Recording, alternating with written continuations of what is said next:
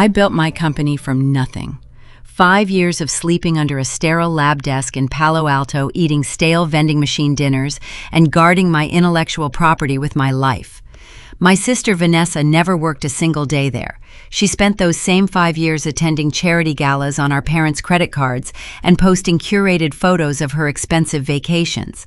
But when my biotech startup hit a valuation that made the front page of the Silicon Valley business journals, she decided she wanted it.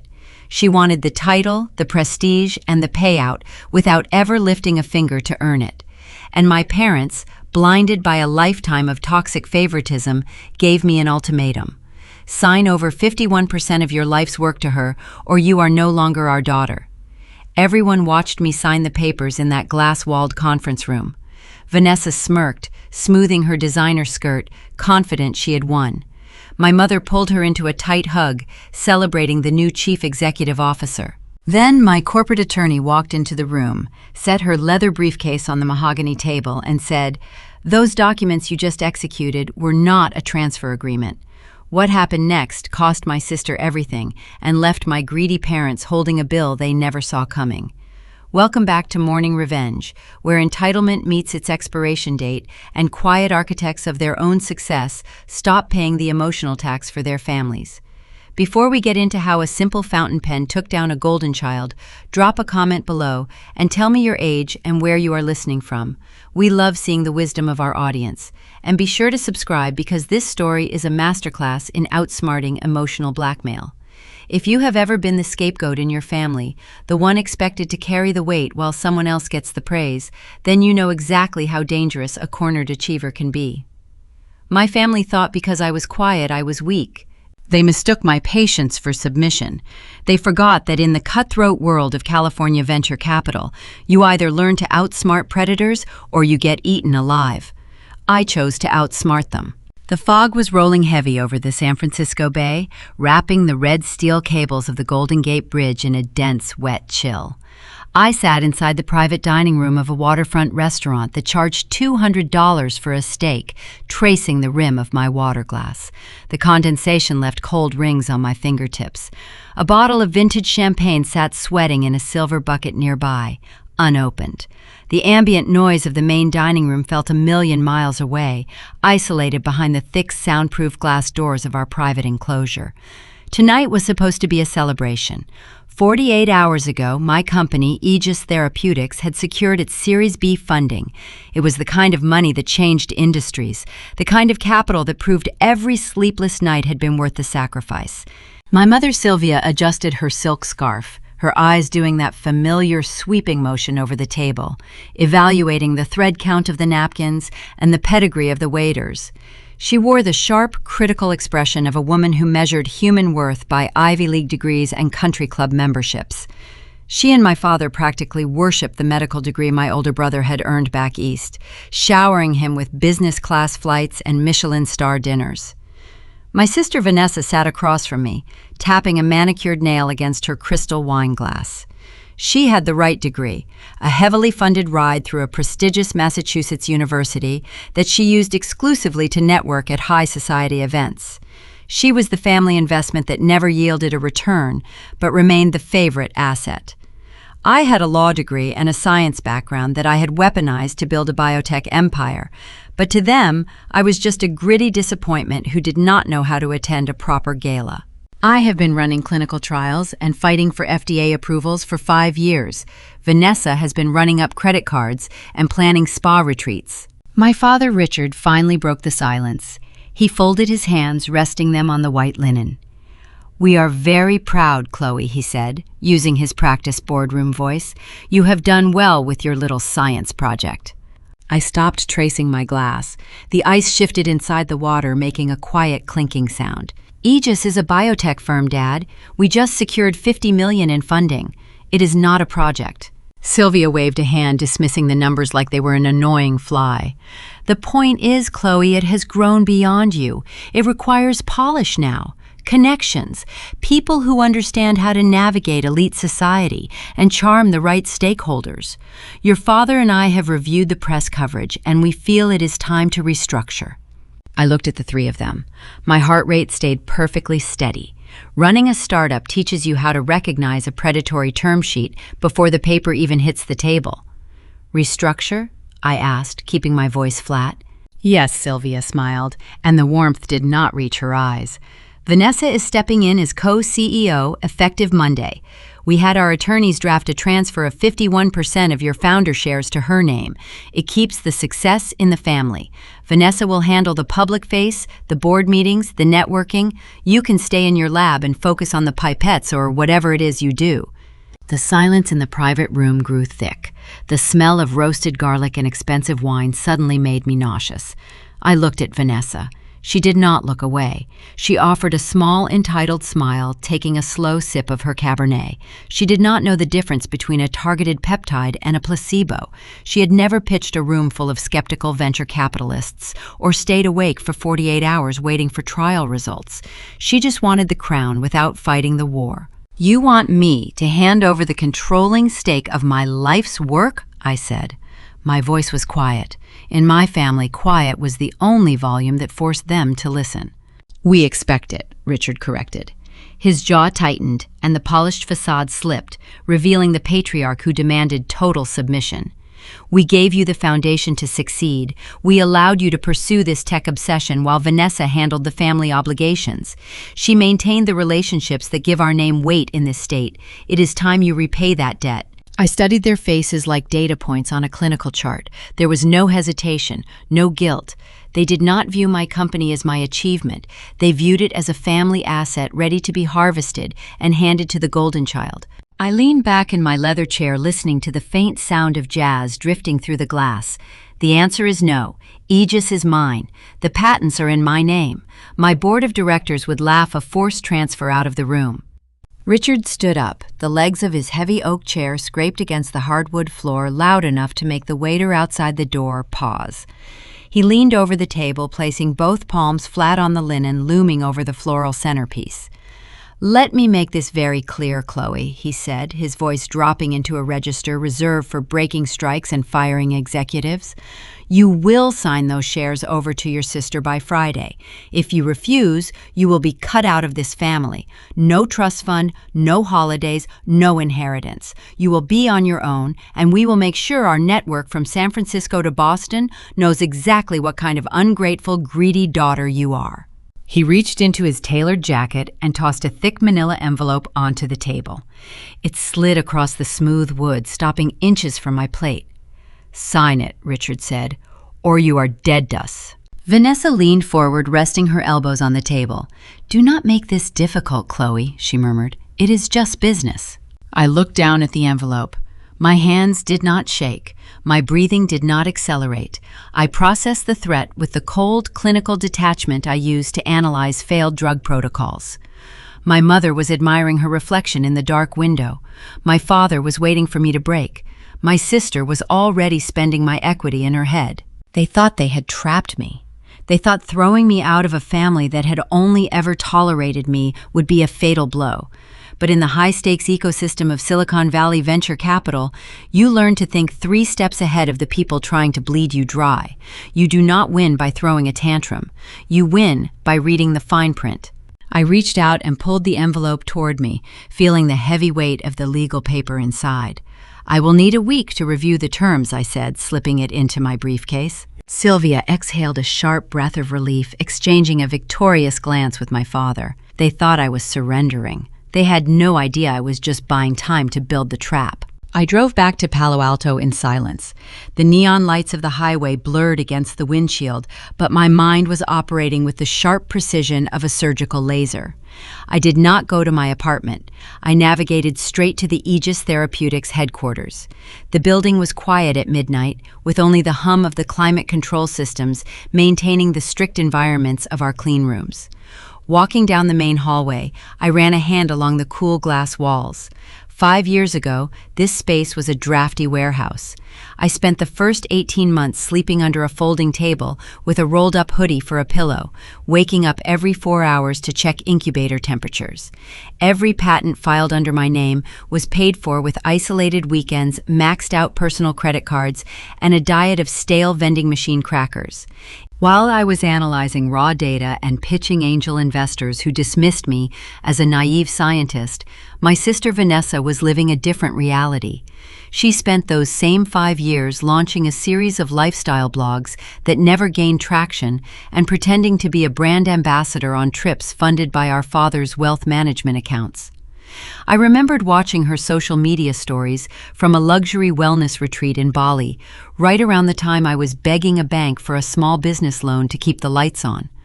Her failures were always rebranded by our parents as creative exploration. My successes were treated as convenient family dividends waiting to be collected. The deadline hung over me like a pendulum. Tuesday morning brought the reality of my parents' threat right to my front door. I was standing in the main laboratory, reviewing the latest spectrometer results with my lead researcher. The room smelled of rubbing alcohol and sterile plastic. Suddenly, the heavy security doors hissed open. Vanessa strolled in. She was wearing a tailored designer suit and stiletto heels, holding an iced matcha latte. A young assistant trailed behind her, carrying a portable ring light. She bypassed the mandatory sanitization station, stepping onto the sticky mats and treating the sterile, clinical environment like a backdrop for a fashion shoot.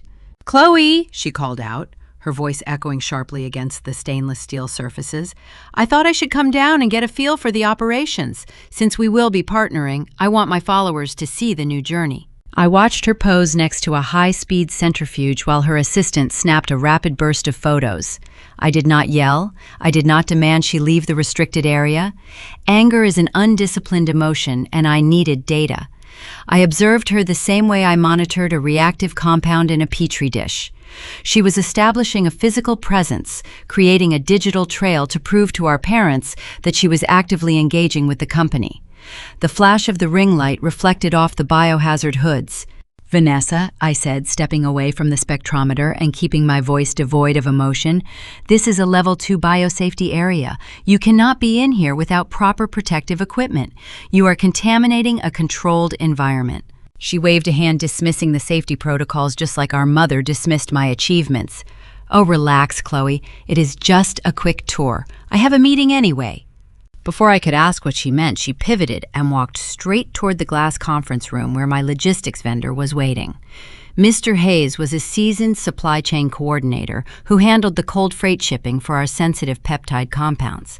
It was supposed to be a routine vendor check-in. I followed Vanessa into the room.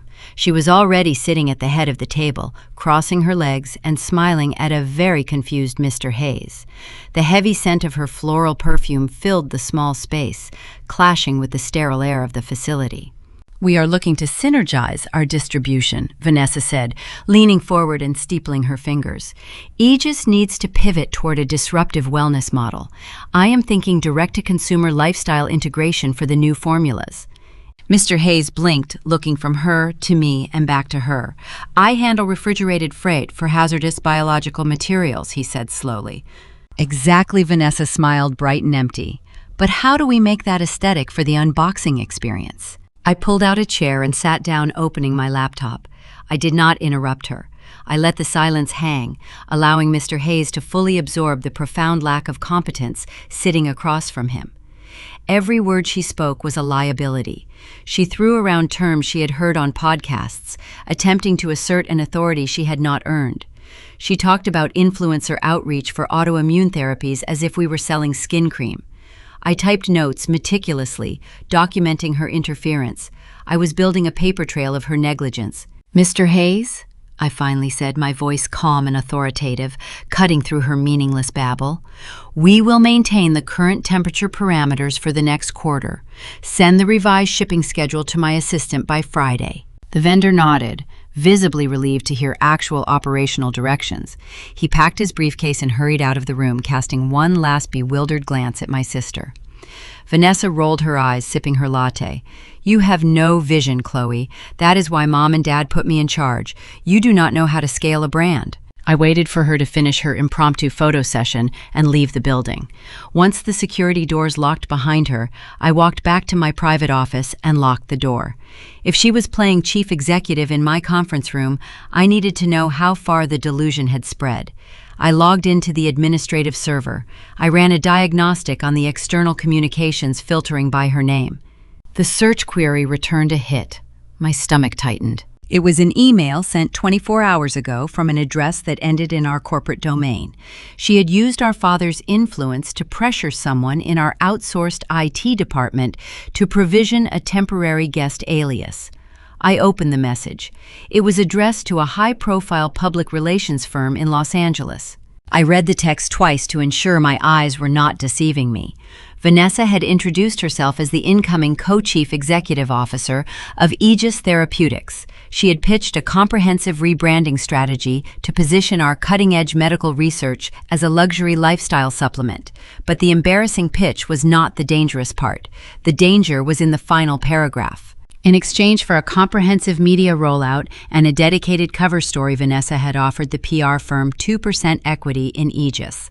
She was trying to trade unregistered shares of a highly regulated biotech firm for free publicity. I leaned back in my chair staring at the glowing screen. The ambient noise of the office faded away.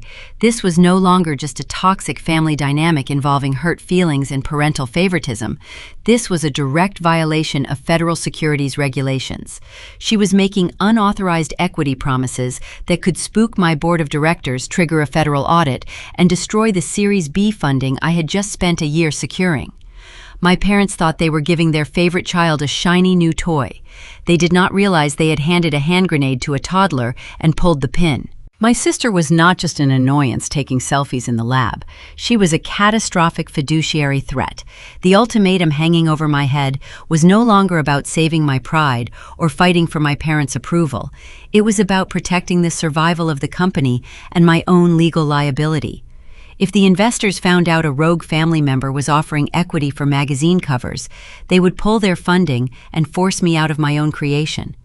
I picked up my phone and dialed the only person who understood the exact mechanics of corporate warfare. It was time to build the guillotine. Thursday afternoon arrived with the suffocating pressure of a ticking clock. The deadline my parents had set for the equity transfer was less than 24 hours away. I stood inside the executive boardroom on the top floor of the Aegis facility, looking out over the sprawling corporate campuses of Silicon Valley.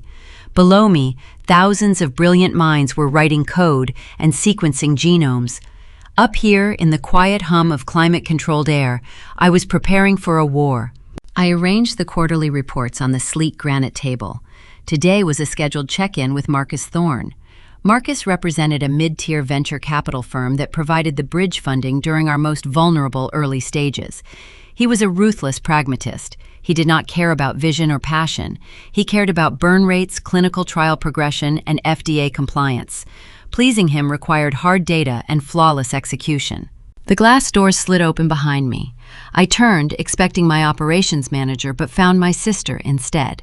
Vanessa walked in, wearing a pristine white blazer that had never seen the inside of a laboratory. She carried a sleek leather portfolio and a cup of expensive artisan tea. She moved with the fluid arrogance of someone who believed the world existed simply to cater to her whims. Emboldened by our parents' ultimatum, she was no longer just playing dress-up. She was here to claim her territory. "I thought I should sit in on this one," Vanessa said, taking the chair at the head of the table, the seat reserved for the chief executive. "Mom said Marcus Thorne is a crucial stakeholder. It is best if he gets used to the new leadership dynamic right away." I looked at her. I did not ask her to move. I did not explain that venture capitalists despised sudden, unannounced shifts in leadership. In the legal strategy I was building, resistance was counterproductive. The most effective way to expose an incompetent adversary is to give them the stage and hand them the microphone. Marcus Thorne arrived exactly on time. He walked into the boardroom brisk and sharp, expecting a standard 45-minute presentation on peptide synthesis margins. He froze mid-stride when he saw Vanessa sitting at the head of the table. His eyes darted to me, a silent question forming in his rigid posture. "Marcus," I said, gesturing to the chairs, "thank you for coming. Today, my sister Vanessa is joining us." Vanessa stood flashing a bright, practiced smile. She extended her hand. "Marcus, it is a pleasure. I am stepping in to help Chloe guide Aegis into its next phase of growth. The science is great, but we need to synergize our market approach." Marcus slowly shook her hand. He took his seat, opening his silver laptop with a hesitant click. He looked at me again, waiting for the punchline.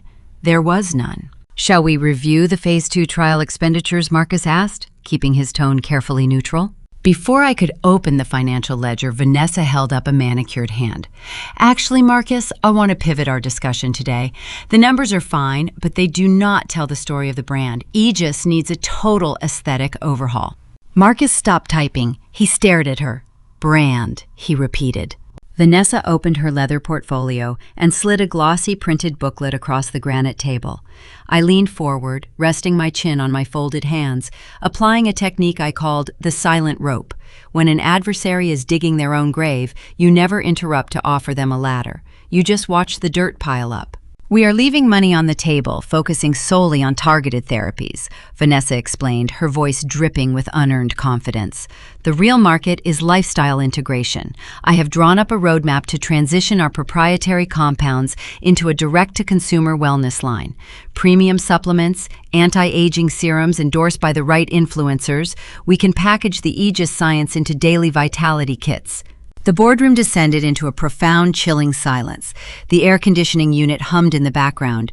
I kept my face perfectly still. My internal monologue categorized every word she spoke as raw, legal ammunition. She was pitching the sale of unapproved experimental compounds as unregulated cosmetics. She was explicitly suggesting we bypass the Food and Drug Administration to sell high-grade medical research through Instagram models. Marcus looked down at the glossy booklet. The cover featured a stock photo of a woman drinking a green smoothie juxtaposed against our corporate logo. He did not touch it, his jaw clenched tight enough to show the muscle jumping beneath his skin. You want to take a synthetic peptide designed to inhibit severe autoimmune deterioration and put it in a vitality kit? Marcus asked. His voice was dangerously quiet. Exactly, Vanessa beamed, mistaking his shock for intrigue. We can mark up the price by 300% if we design the packaging with a minimalist luxury aesthetic. I already have some public relations contacts in Los Angeles ready to push the narrative. We just need to divert some of the clinical trial funding into a robust marketing budget. I watched Marcus process the profound hazard sitting across from him.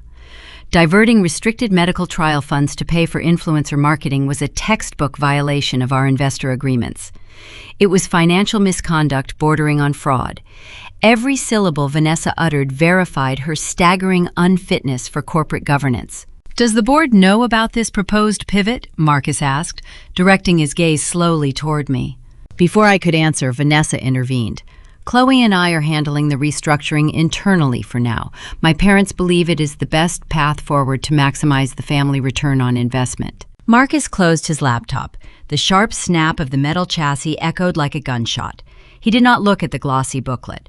He stood up, straightening his suit jacket. I think we are done here for today, Marcus said. His tone carried the freezing edge of a seasoned investor preparing to pull his capital. Vanessa, it was illuminating to hear your vision. Chloe, a word in the hallway, please. Vanessa smiled, leaning back in the executive chair, triumphant. She believed she had dazzled him. She believed business was nothing more than throwing around buzzwords and projecting confidence. Of course, she said. Chloe, do not keep him too long. We need to review the fabric swatches for the new office furniture. I followed Marcus out of the boardroom and down the quiet glass-lined corridor. The moment the heavy doors sealed behind us, he turned on me. His face was pale with restrained fury. What the hell was that, Chloe? He demanded, keeping his voice to a harsh whisper. Are you out of your mind? Who is that woman, and why is she proposing federal crimes in your boardroom? I did not flinch. I met his angry stare with calm, calculated precision. My parents are attempting to force a transfer of my majority shares to her, I explained quietly. They have threatened to sever all ties and use their network to destroy my standing if I refuse. She believes she is taking over the company on Monday. Marcus stared at me, his anger shifting into sharp disbelief. That is extortion, and worse, she is a catastrophic fiduciary risk. If she diverts $1 single of our bridge funding to buy premium packaging for an unapproved drug, the SEC will raid this building. I know, I said. You cannot let her near the executive accounts, Marcus warned, his eyes narrowing. If she gets her hands on the operating agreement, she will tank this valuation in a week. I will pull my funding, Chloe. I will call an emergency board vote and strip you of your title before I let that amateur incinerate my investment. I smiled. It was a small, polite expression of absolute victory. I was not offended by his threat. I had engineered it. "You will not have to pull your funding, Marcus," I said smoothly. "I have no intention of transferring my shares, but when the time comes, I will need you to formally testify to the board regarding the hazard she presented today. I will need your documented assertion that installing her violates our fiduciary duty to the shareholders." Marcus paused, studying my face. He saw the cold mechanics operating behind my eyes. He realized the disastrous presentation was not a lapse in my judgment. It was a controlled demolition. "You let her pitch that garbage on purpose," he said, a slow smirk forming on his lips. "You are building a case against your own family." "I am protecting my intellectual property," I corrected. "Will you go on the record for me?" "I will write the sworn statement myself," Marcus agreed. "Burn them, Chloe, before they burn you." We shook hands, finalizing a silent, lethal pact. I had the physical evidence of her unauthorized emails, and now I had the sworn testimony of a key investor, proving she was a volatile threat to the company. The legal snare was woven tight. I walked back toward my office, leaving Marcus to exit the building. My phone vibrated in the pocket of my slacks. I pulled it out, expecting an update from my lab director. Instead, a text message glared from the screen. It was from my mother. "We need to talk about your attitude towards your sister," she wrote. "I am coming over to your apartment tonight. Have the preliminary transfer documents ready. We are done waiting." I locked my screen. The data collection phase was over. The extortion was moving from the boardroom into my living room. My mother was coming to enforce the emotional debt she believed I owed her. I took a deep breath, letting the sterile air fill my lungs. It was time to invite the enemy across the threshold. The rain began to fall against the floor-to-ceiling windows of my penthouse apartment in the South of Market district. I stood in the kitchen pouring a glass of sparkling water. The space was a testament to my survival. Hardwood floors, custom Italian leather seating, and abstract art that I purchased after my first successful clinical trial phase. It was a sanctuary built on patents and sleepless nights. The security buzzer echoed through the quiet rooms. My mother did not wait in the lobby. She had intimidated the front desk concierge into granting her elevator access. When I opened my front door, Sylvia brushed past me without a greeting. She carried a damp designer umbrella and wore a tailored trench coat that smelled of expensive rain and Chanel. She stepped into the foyer, shaking the moisture from her hem, treating my home like a hotel lobby. I closed the door, listening to the heavy deadbolt click into place. I did not offer her a drink. I did not ask about her drive. We had moved past the boundaries of polite society. She was here as a debt collector. Sylvia paced slowly across the living room. Her eyes darted over the furnishings. She ran a manicured finger along the edge of the marble kitchen island. I could see the calculation happening behind her eyes. She was tallying the cost of my independence. She resented that I had acquired this level of comfort without her permission or her money. "You have done well for yourself, Chloe," she said, stopping in front of a modern sculpture near the window. "Very modern. A bit cold, though. It lacks a family touch." I leaned against the counter, holding my glass. "I like the cold," I replied. "It preserves things." She turned facing me. The polite motherly facade vanished, replaced by the ruthless socialite who ruled her country club committees through fear and strategic gossip. She unbuttoned her coat, draping it over a velvet armchair. "Let us stop pretending," she said. "Your behavior today was unacceptable. Vanessa called me in tears. She said you deliberately humiliated her in front of an investor." I took a slow sip of water. I did not humiliate her mom. I simply allowed her to speak. Sylvia narrowed her eyes, taking a step forward. "You have always been selfish, Chloe. Since you were a little girl, you only cared about your books, your experiments, your own ambition. We allowed that. We let you skip the charity dinners. We let you ignore the family obligations. We gave you the freedom to build this little life of yours." I watched her rewrite history. She did not give me freedom. She ignored me.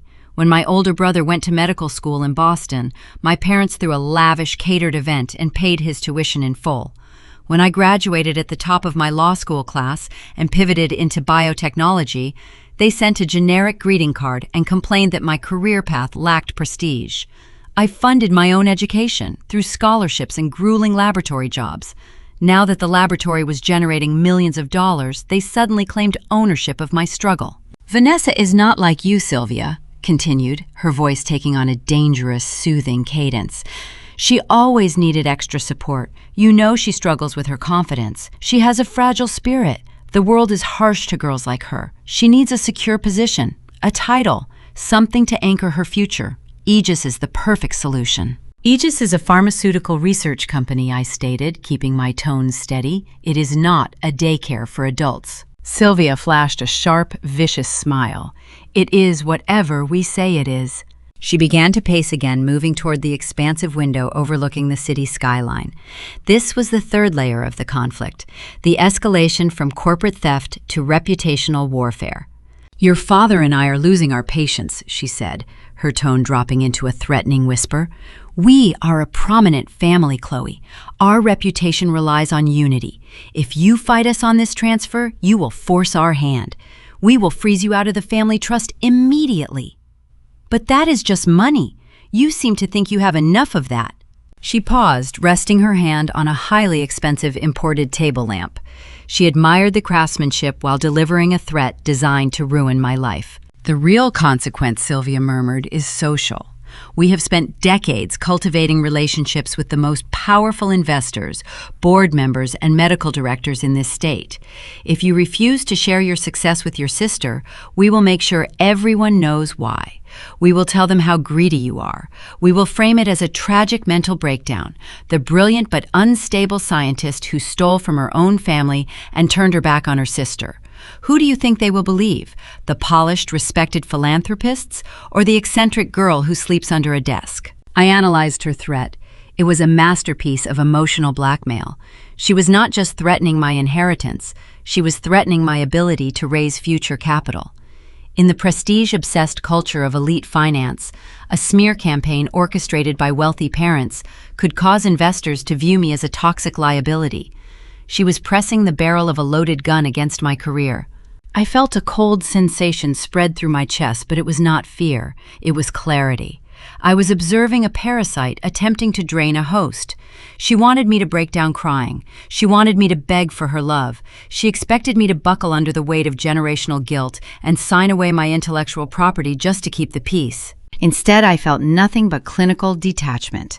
I looked at the woman who had given birth to me and saw only an adversary who had miscalculated her leverage. She thought the social standing of our family meant something to me. She did not realize that I had spent the last 5 years building a network built on hard data and undeniable results. My investors did not care about country club gossip. They cared about patents, regulatory compliance, and profit margins. But I could not tell her that. I had to let her believe the gun was loaded. I set my water glass down on the marble counter. The soft clink echoed in the quiet apartment. So that is the price I asked, keeping my expression carefully neutral. I give Vanessa controlling interest in my company, and in exchange, you do not destroy my professional reputation. Sylvia smiled, her eyes gleaming with the thrill of victory. She released the expensive lamp and smoothed her skirt. Do not view it as a transaction, Chloe. View it as fulfilling your duty. We are a family. We protect our own. Vanessa will be a wonderful figurehead. You can stay in the background where you are most comfortable. Everyone wins. She walked back toward the velvet armchair and retrieved her damp trench coat. She slipped it on, tying the belt with precise, deliberate movements. The threat had been delivered. The emotional debt collection was complete. She was waiting for my surrender. I looked at the floor, digesting the full scope of her manipulation. I needed to feed her ego to blind her to the trap I was setting. I looked up, forcing my shoulders to drop a fraction of an inch, mimicking defeat. I understand, Mom, I said, my voice quiet and subdued. She stepped closer, reaching out to pat my cheek. Her skin was cold. I knew you would see reason eventually, she purred. You always were the smart one. When you apply that intellect to helping your sister, you truly shine. I did not pull away from her touch. I endured it, filing the physical sensation away as another data point of her betrayal. You will have the paperwork by Friday, I said. Sylvia beamed, her face lit up with genuine predatory joy. She had secured the prize, she had broken the difficult daughter, and secured a lucrative future for the golden child without spending a single dime of her own money. "Have your lawyers draft it tomorrow," she instructed, her tone returning to its usual commanding cadence. "We will do the signing at your office on Friday morning. Make sure the board members are notified. We want this transition to be seamless." "I will handle everything, I promised." "Good night, Chloe. Try to get some sleep. You look exhausted." She turned and walked out of the apartment, the heavy door clicking shut behind her. I stood in the silence of my foyer for a long time, listening to the rain hit the glass. The air in the room felt lighter. The final piece of the puzzle had fallen into place. She had demanded the paperwork. She had dictated the timeline. She had brought the fight directly into my home and threatened my survival. I walked over to the Marble Island and picked up my phone. The time for gathering data was over. It was time to construct the legal instrument that would dismantle their lives. I dialed a restricted number waiting as it rang 3 times. "Gavin," I said when the gruff voice answered on the other end, "I need a favor. I need an introduction to the most ruthless corporate contract lawyer in your contact list." My venture capitalist mentor chuckled a low, rumbling sound that carried decades of Silicon Valley warfare. "I have just the person," he replied. "What are we building, Chloe?" I stared at my reflection in the dark window. "We are building a Trojan horse." Wednesday morning arrived with a blinding clarity. The coastal fog had burned off early, leaving the Silicon Valley sky a sharp, unforgiving shade of blue. I bypassed my office in Palo Alto and drove straight to Menlo Park, parking my car outside a small, unmarked coffee shop hidden behind a row of ancient oak trees. The cafe lacked signage and actively discouraged casual foot traffic. It was the kind of discreet location where venture capitalists, wearing faded denim, negotiated 9-figure acquisitions over pour-over coffee. The air inside smelled of roasted espresso beans and quiet wealth. Gavin Pierce was already seated in a secluded corner booth facing the entrance. Gavin was 64 years old with silver hair cropped close to his scalp and pale eyes that analyzed the world like a profit and loss statement. He was the lead investor behind Aegis Therapeutics.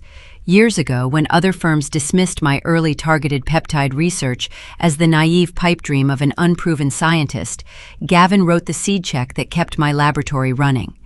He did not do it out of charity or paternal instinct. He did it because he recognized a predatory drive in me that matched his own. He knew I would protect his capital with my life. I slid into the leather booth opposite him. He did not offer a polite greeting or ask about my commute.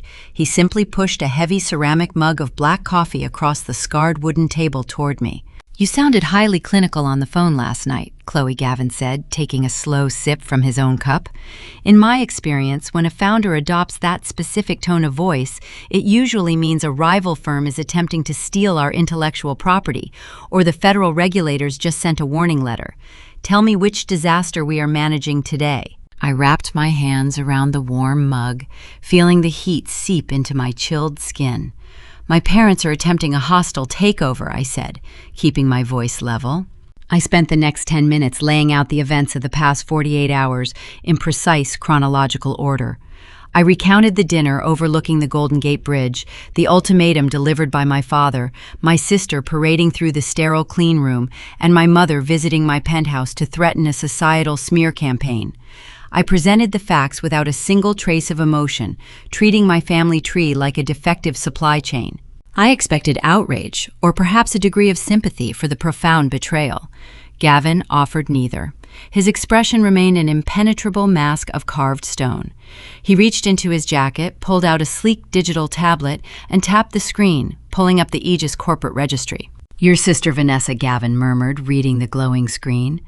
"The sibling with the Ivy League degree in art history, who manages a portfolio of failed lifestyle blogs funded by your father. She promised 2% equity to a Los Angeles public relations firm in exchange for a magazine cover," I said, watching his eyes scan the data. "And she told Marcus Thorne she wants to package our targeted autoimmune therapies as daily vitality kits for social media influencers." Gavin stopped tapping the screen. He set the tablet face down on the table with a soft, deliberate thud. The shift in his posture was subtle, but terrifying. The relaxed mentor vanished instantly, replaced by the apex predator of Sand Hill Road. "Let me explain the concrete reality of your current situation," Gavin said, his voice devoid of any warmth. "This is no longer a domestic dispute or a tragic family drama. It is a severe corporate security breach. You have a legally binding fiduciary duty to your board of directors and your shareholders. If you sign over a controlling interest of a $50 million biotech firm to an unqualified individual under duress, you are not a victim. You are actively complicit in defrauding your investors." The gravity of his words settled heavy in my chest. My parents thought they were leveraging emotional guilt to force compliance. They did not understand the ruthless legal machinery they had accidentally activated. If I surrendered to save my standing in the family, I would be breaching my legal obligations to the people who funded my research. The Securities and Exchange Commission would not care that my mother threatened to disown me. They would only see a chief executive officer handing unregulated medical assets to an amateur. "I am not going to surrender," I said, meeting his cold gaze without flinching. "I told my mother I would have the transfer paperwork ready for signatures by Friday morning. I need a way to execute a countermeasure that removes my sister from the premises permanently without triggering a messy, prolonged lawsuit that drains our operating capital." Gavin leaned back against the leather booth, studying me. A slow, calculating smile broke the grim line of his mouth. He acted as a mirror, reflecting the exact brand of strategic cruelty required to survive in this ecosystem. "In the state of California," Gavin explained, resting his arms on the table, "intellectual property is king. Emotional leverage, social standing, and country club gossip mean nothing against a properly executed ironclad contract. Your family is relying on sentiment and psychological pressure because they do not possess actual leverage. We rely on the California Civil Code." He picked up his coffee cup, taking another measured sip. "Have you ever encountered the concept of a Trojan horse document, Chloe?" I shook my head, my mind racing through my legal vocabulary. "It is a highly specialized legal instrument." Gavin continued, lowering his voice so the sound did not carry past our booth. "On the surface, it appears to grant the recipient exactly what they desire. It is formatted, packaged, and presented to look like a standard executive onboarding portfolio. It strokes the ego, but buried deep within the annexes, the non-compete clauses, and the liability waivers is the exact opposite mechanism. It binds the signatory to a strict non-disclosure agreement, forces an immediate unpaid resignation from any assumed roles, and strips them of all future claims to the corporate entity." I felt my pulse quicken. The sheer brilliance of this strategy was intoxicating. My sister desperately wanted the title of Chief Executive Officer. She wanted the unearned prestige of signing official corporate documents in a glass boardroom while our parents applauded her success. We would give her the paperwork she craved. We would wrap her demise in a leather binder and let her sign her own corporate death warrant using her favorite fountain pen. Drafting a document with that level of deception requires surgical precision, I noted, analyzing the potential failure points. If the language is overly ambiguous, a judge could invalidate the contract by claiming she was intentionally deceived by her own sister. It has to be legally watertight, but psychologically invisible. "Which is precisely why you cannot use your standard corporate counsel to draft it," Gavin said. He reached into the inner pocket of his tailored jacket and produced a thick cardstock business card. He slid it across the wooden table. The card was stark white, featuring minimalist black typography. "Laura Bennett," Gavin stated. "She is a senior partner at a boutique litigation firm in the financial district. She does not handle routine patent filings or vendor disputes. She handles high-stakes equity extractions for founders who suddenly find themselves surrounded by vultures. Tell her I sent you, and tell her you need the Friday special." I reached out and picked up the card. The heavy paper felt like a loaded weapon resting in my palm. The name printed in sharp black ink represented the end of my family dynamic and the beginning of my sovereignty. My parents thought they were playing a simple family game, using childhood guilt and societal blackmail as their primary currency. They assumed I would fold because I had spent my entire life staying quiet and avoiding conflict. They had no idea they had just forced me to engage in advanced corporate warfare, backed by the most ruthless heavyweights in Silicon Valley. I slid the business card into my coat pocket. I finished my coffee, stood up from the booth, and walked out of the cafe, ready to meet the architect of their ruin. The elevator ascended silently to the 42nd floor of a glass skyscraper in the heart of the San Francisco financial district.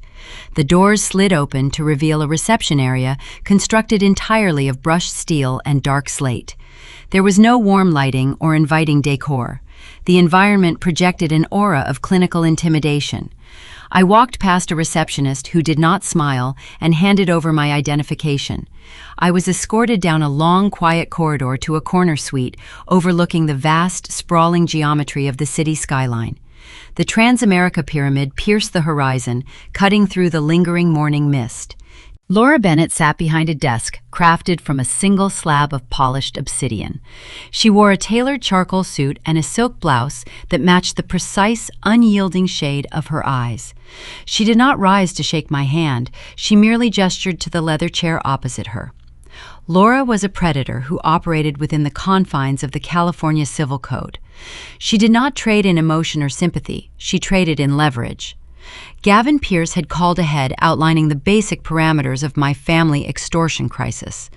I pulled a silver flash drive from my briefcase and placed it on the black stone surface between us. "We are operating on an accelerated timeline," I said, taking my seat. "My parents expect a finalized equity transfer by Friday morning. They have demanded I hand over controlling interest in Aegis Therapeutics to my sister Vanessa, under threat of total financial and social excommunication." Laura picked up the flash drive, rolling it thoughtfully between her thumb and index finger. "Gavin informed me you want to deploy a Trojan horse," she replied, her voice smooth and devoid of inflection. "A fascinating strategy, but a strategy requires raw material. What exactly do we have to work with, Chloe?" I opened my briefcase and extracted a manila folder. I placed it next to the drive. Inside is a printed copy of an email Vanessa sent 24 hours ago from an unauthorized corporate alias. She promised 2% equity in my firm to a Los Angeles public relations agency in exchange for a lifestyle magazine cover. I also included a sworn affidavit from Marcus Thorne, one of my lead venture capitalists. The affidavit details a meeting yesterday where Vanessa presented herself as the incoming chief executive officer and proposed diverting restricted clinical trial funds to finance an influencer marketing campaign. Laura opened the folder. She read the email first, her eyes tracking the lines of text with terrifying speed. She moved on to the sworn affidavit. The silence in the office was absolute, broken only by the crisp rustle of high-grade paper turning. I watched her face, searching for a reaction. Her expression remained neutral, but a sharp, dangerous light flickered in her gray eyes. "Your sister is a walking liability," Laura finally said, closing the folder. "She is playing corporate dress-up without understanding the lethal machinery she is operating. By identifying herself to third-party vendors and investors as an executive officer, she has inadvertently assumed fiduciary responsibility." I leaned forward, resting my arms on the armrests. "My parents believe she is simply asserting her new position. They do not comprehend the regulatory environment."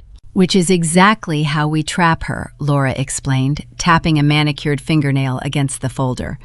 "In California corporate law, unauthorized representation is a severe offense. She has exposed herself to massive civil litigation and potential federal scrutiny by offering unregistered securities. Right now, she possesses all the risk of a corporate officer with none of the legal protections. We are going to use her own hubris against her." Laura turned to her computer monitors, her fingers flying across the quiet keyboard. She projected a blank legal template onto a large screen mounted on the wall. The formatting process began. "The mechanics of this trap rely entirely on human vanity," Laura murmured, navigating through dense paragraphs of legal jargon. "We will title this document the Executive Onboarding and Equity Transition Portfolio. The cover page will feature her name in a bold embossed serif font. We will use heavy bond paper. It must feel important. It must feel like a coronation." I watched the text populate on the screen. Section 1 will outline her transition into the company. I suggested maintaining my clinical detachment. We need to feed her ego immediately. Include clauses about an executive office dedicated parking and a discretionary budget. Give her the shiny objects she wants to see on the first page. "Exactly," Laura agreed, highlighting a section of text. "We bury the poison pill in the annexes. People like your sister do not read annexes. They look for the signature line to validate their self-importance." Laura pulled up a specialized non-disclosure agreement, appending it to the back half of the portfolio. Because Vanessa has technically exposed herself to corporate liability, we frame the subsequent clauses as protective measures. We insert a retroactive resignation clause. By signing, she legally acknowledges that she was never an official employee, never a consultant, and voluntarily resigns from any assumed titles effective immediately. What about compensation? I asked, analyzing the potential loopholes. If she claims she performed labor by attending that vendor meeting, she might sue for back pay or equity shares as a contracted consultant. Laura typed a new header. We add a waiver of compensation. She signs away any right to past, present, or future monetary remuneration, and then we lock the vault. The screen shifted, displaying the final, devastating layer of the trap. It was an ironclad perpetual non-disclosure agreement. The terminology was incredibly dense, structured to hold up under the most intense judicial scrutiny in the state. If she signs this, Laura explained, her voice dropping to a low, steady rhythm, she is legally gagged. She cannot speak about Aegis Therapeutics. She cannot mention your proprietary research, your investors, or the internal operations she witnessed. If she violates the agreement by attempting to smear you on social media or gossiping at her country club events, she triggers a liquidated damages clause. The penalty for a single breach is set at $5 million. I stared at the glowing screen. The power dynamic within my family had governed my life for 30 years. I had always been the quiet foundation supporting their extravagant lifestyle. I had endured their casual cruelty and their toxic favoritism because I believed it was the only way to retain a connection to my bloodline. Sitting in this high-altitude office, watching a seasoned attorney draft my liberation, I felt the heavy chains of generational guilt dissolve. I was no longer the victim of an extortion plot. I was the architect of their legal ruin. I was designing a sequence of events that would surgically extract the cancer from my life. "Print it," I said, my voice ringing with newfound authority. Laura hit a key on her keyboard. A heavy laser printer in the corner of the room hummed to life. "We need to present this flawlessly," she warned, standing up to retrieve the warm pages. "The success of a Trojan horse relies on the target walking it through their own gates. If Vanessa hires outside counsel to review these annexes, any competent lawyer will flag the resignation and the non-disclosure penalties immediately. They will advise her not to sign. You must ensure she feels so powerful, so unassailable, that she bypasses legal review entirely." "Her arrogance will ensure it," I promised, taking the freshly printed pages from Laura. "She views me as a defeated opponent. She believes the war is already over. She will sign whatever I place in front of her just to finalize my humiliation." Laura slid the pages into a dark leather binder, snapping the silver rings shut. The trap was armed. I placed the binder into my briefcase, feeling the satisfying weight of the weapon. I thanked Laura and walked out of the office, my mind already rehearsing the physical choreography of the signing ceremony. I stepped into the elevator, pressing the button for the lobby. The descent was swift. I checked my phone as the cellular signal reconnected. The screen illuminated with 3 missed calls and a new text message from Sylvia. My mother was not satisfied with a quiet victory in a sterile conference room. The text detailed a sudden escalation. Sylvia demanded that I attend the annual Silicon Valley Innovators Charity Gala tomorrow night. She informed me that she and my father had reserved a premium table. They planned to publicly announce Vanessa as the incoming co-chief executive officer of Aegis Therapeutics in front of the local press and my industry peers. They wanted to lock me into a social prison, using the gala as a public pressure cooker to ensure I could not back out of the Friday signing. The trap was ready, but my family was demanding a performance before the execution. The evening air outside the Fairmont Hotel was crisp, carrying the faint scent of saltwater from the bay. Valets rushed to open the doors of sleek black town cars and imported sports coupes. The annual Silicon Valley Innovators Charity Gala was the premier social event of the season, drawing the most influential figures in technology, finance, and medicine. Inside the grand ballroom, crystal chandeliers cast a golden glow over tables draped in heavy ivory linen. Centerpieces of white orchids stood tall, competing for attention with the designer gowns and bespoke tuxedos worn by the guests. I walked through the gilded doors, wearing a simple dark emerald dress that prioritized function over flash. I did not attend these events for the glamour. I attended them to secure funding, study market trends, and maintain vital relationships with regulatory experts. Tonight, however, the gala was a battlefield. My parents had weaponized this luxurious setting to lock me into a social prison. They intended to use the public visibility to force my hand, ensuring I could not retreat from the Friday signing without causing a scandalous scene. The string quartet played a soft classical melody that barely masked the low hum of high-stakes networking. Waiters circulated with silver trays, offering delicate hors d'oeuvres and vintage champagne. I scanned the room, plotting a route toward a quiet corner near the terrace. Before I could take 3 steps, a sharp, manicured hand gripped my elbow. The grip was tight enough to pinch the skin beneath my silk sleeve. I turned to face my mother. Sylvia wore a shimmering silver gown that reflected the ballroom lights. Her hair was styled in an elaborate updo held in place by diamond pins. She smiled, but the expression was entirely structural, lacking any genuine warmth.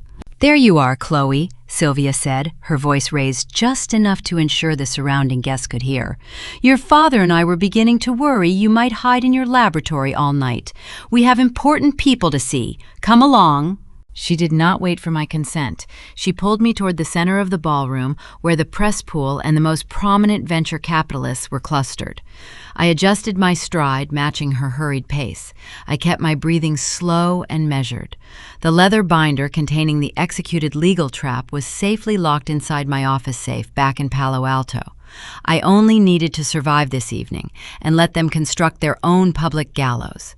We approached a group of individuals standing near a towering champagne fountain. I recognized them immediately. There was a senior editor from a major financial publication, a prominent angel investor who specialized in medical technology, and a highly respected ethics board director from a prestigious university. This was the exact demographic my parents worshipped, and the exact audience they needed to validate their extortion. My father, Richard, stood at the center of the group holding a crystal flute. He wore a tuxedo that fit perfectly, projecting the image of a seasoned patriarch. Next to him stood Vanessa. She wore an ostentatious crimson dress that belonged on a fashion runway, rather than a professional networking floor. She was laughing loudly, tossing her hair back, and resting a familiar hand on the arm of the angel investor. Richard noticed our approach and raised his glass. "Ah, here she is," he announced, his voice booming over the string quartet. "The brilliant scientist of the family." The group turned to face us. The senior editor pulled out a digital recorder, preparing for a casual quote. The flashing lights of the society photographers illuminated the space, capturing every forced smile and calculated gesture. Sylvia released my elbow and stepped beside my father. "We are so thrilled to have our girls working together," Sylvia declared, projecting her voice toward the press pool. "As you all know, Chloe has built an incredible foundation with Aegis Therapeutics, but to scale a company in this competitive medical market, you require a different type of leadership." Vanessa stepped forward, posing automatically as a photographer aimed a lens in our direction. "I am so excited to announce that I will be stepping in as the new co-chief executive officer," she said, her tone coated in artificial sweetness. "Chloe and I are combining our strengths. She handles the beakers and the formulas, and I will handle the corporate vision, the branding, and the investor relations." The angel investor raised an eyebrow, studying Vanessa with a polite but skeptical expression. "That is quite a transition," he noted. "The biotech sector requires rigorous regulatory oversight. What is your background in clinical compliance?" Vanessa waved her hand, dismissing the complex federal regulations like they were a minor inconvenience. "Oh, we have consultants for the boring paperwork," she laughed. "My focus is on the aesthetic of the brand and the lifestyle integration. We are going to disrupt the tired medical narrative." The senior editor typed rapidly on his digital notepad, capturing every ignorant word. The ethics director exchanged a brief silent glance with the angel investor. They were polite enough not to laugh out loud, but I could read the subtle shifts in their posture. They recognized a vanity appointment immediately. Richard, sensing the slight hesitation, cleared his throat. "Vanessa brings a top-tier pedigree to the table," he added, emphasizing her Ivy League credentials. "She understands the prestige required to operate at this level. Chloe has agreed that her sister possesses the polish needed to take Aegis public. Is that right, Chloe?" My father turned to me. The entire group followed his gaze. The camera flashes intensified blinding white bursts that stung my eyes. The trap was fully sprung. If I argued, if I denied the transition or caused a scene, I would be painted as the unstable, jealous sibling ruining a family celebration. The resulting gossip would cast a shadow over my leadership and spook my cautious investors. The social engineering was vicious and highly effective. I looked at my father, seeing the quiet threat lingering behind his distinguished smile. I looked at my mother, who was holding her breath, waiting for my submission. And I looked at my sister, who was staring at me with a triumphant, mocking gleam in her eyes. She thought she had won. She thought this public declaration cemented her theft. I did not break down. I did not defend my credentials. I employed a chillingly calm demeanor, channeling the cold precision of a surgeon operating on a severed nerve. I smiled. It was a flawless, radiant expression of sisterly devotion. "Yes," I said, my voice carrying clearly over the ambient noise of the ballroom. "Vanessa is bringing an entirely new perspective to the company. The transition has been incredibly revealing. I am looking forward to everyone seeing exactly what she brings to the executive table." The double meaning of my words floated invisibly through the air.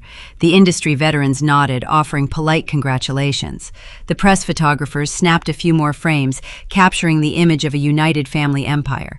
Sylvia exhaled a long breath of relief, her shoulders dropping a fraction of an inch.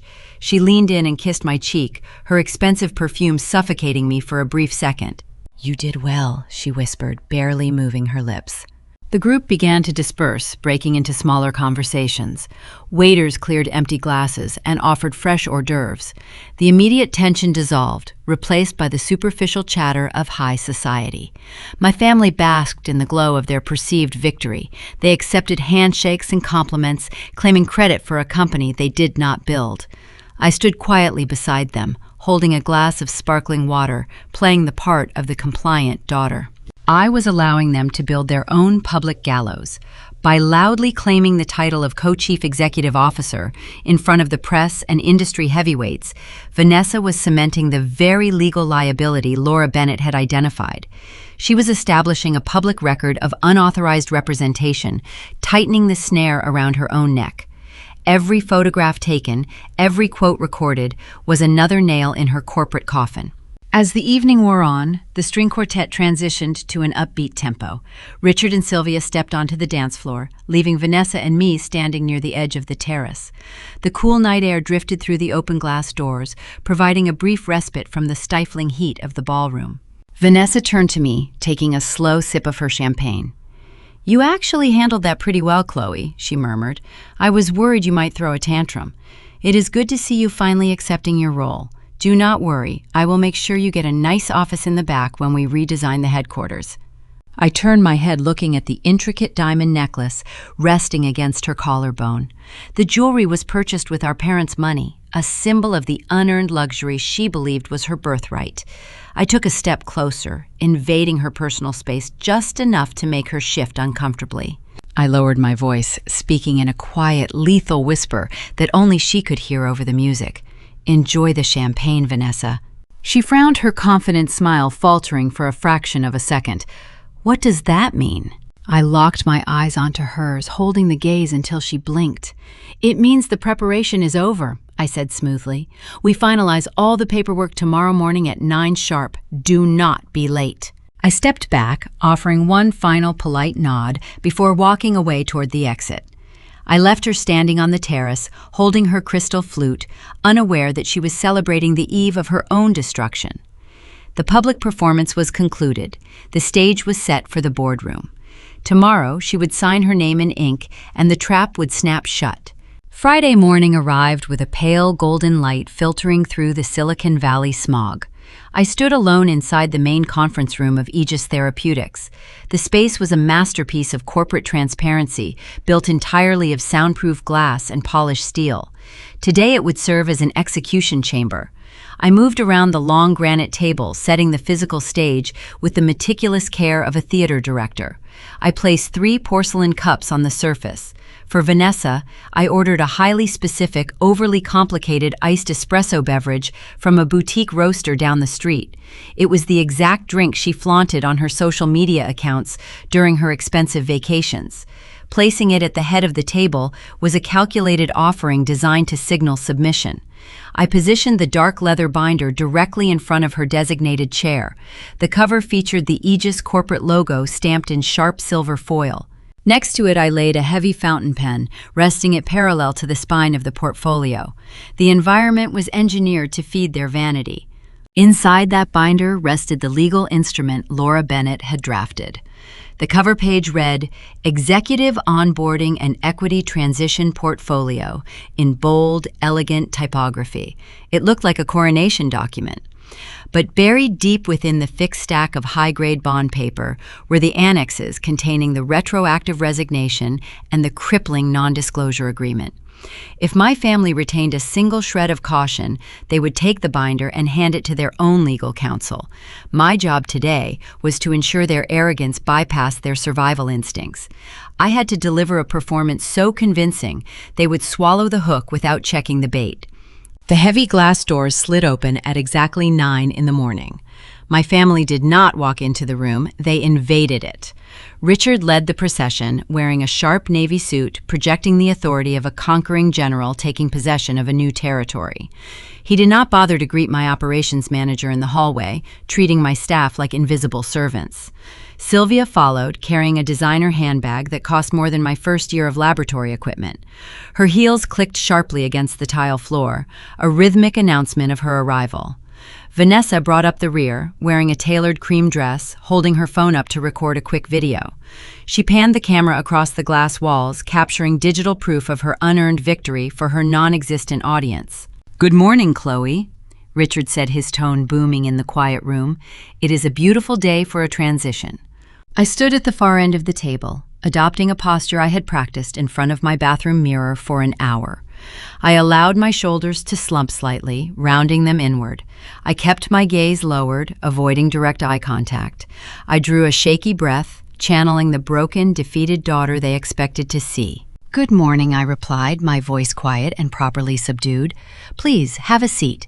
I arranged everything as you requested." Vanessa spotted the artisan espresso waiting at the head of the table. A genuine smile of surprise broke across her face. She sat down in the executive chair, pulling the iced drink toward her with an air of entitlement. Sylvia took the seat to her right, smoothing her skirt, while Richard remained standing near the window, claiming the dominant physical position in the room. Before we began, I started keeping my hands folded tightly in front of me. "I want to apologize." I looked up, meeting my mother's eyes, with a perfectly fabricated expression of regret. I was being selfish at dinner the other night. I spent so much time building this company in isolation that I lost sight of the bigger picture. I forgot the sacrifices you made to give me this foundation. I let my ego get in the way of our family. Sylvia inhaled a soft breath, her posture relaxing instantly. The sharp defensive edge she carried melted away, replaced by maternal triumph. She reached across the granite surface and rested her hand over mine. "It takes a big person to admit when they are wrong, Chloe," she murmured. "We knew you would eventually see clearly. We only want what is best for the legacy of this family. We always knew you had a good heart hidden under all that stubbornness." I pulled my hand away gently, maintaining the illusion of a chastised child receiving praise. "You were right about Vanessa," I continued, turning my attention to my sister. "The science is solid, but the brand needs a visionary. It needs someone who understands how to navigate elite circles and communicate with the public. Vanessa deserves a seat at this table. I should not have fought it. She has the polish this company needs to reach the next tier." The psychological maneuver executed flawlessly. The tension in the room evaporated, leaving behind a thick cloud of self-satisfaction. By validating their twisted narrative, I disarmed their defenses entirely. They heard exactly what they wanted to hear. The difficult, rebellious daughter had finally surrendered, acknowledging the superiority of the golden child. Their egos swelled, filling the glass room, pushing out any lingering sense of caution or legal paranoia. Richard stepped away from the window, walking slowly around the table. He rested his hands on the back of Vanessa's chair, assuming the posture of a proud patriarch. "This is a monumental day," he announced, launching into a patronizing speech he had likely rehearsed in his luxury sedan on the drive over. "A business is merely a collection of assets, but a family empire is an enduring legacy. Chloe, you built a strong engine, but by combining your analytical skills with Vanessa's strategic brilliance, we are cementing our name in the history of California innovation. Today, we stop acting as individuals and start operating as a dynasty. We are securing wealth for generations." While my father spoke, Vanessa reached for the dark leather binder.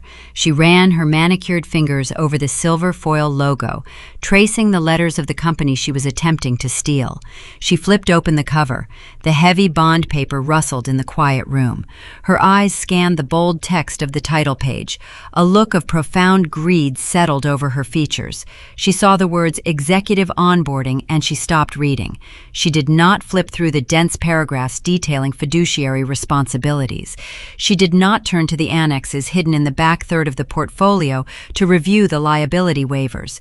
She did not notice the stark legal warnings formatting the non-disclosure clauses. She only saw her coronation. "Where do I sign?" Vanessa asked, interrupting our father's monologue. Her voice was breathless, eager to finalize the theft. My pulse remained steady, beating a slow, rhythmic count in my ears. I walked around the granite table, standing over her shoulder. I picked up the heavy fountain pen and placed it directly into her open palm.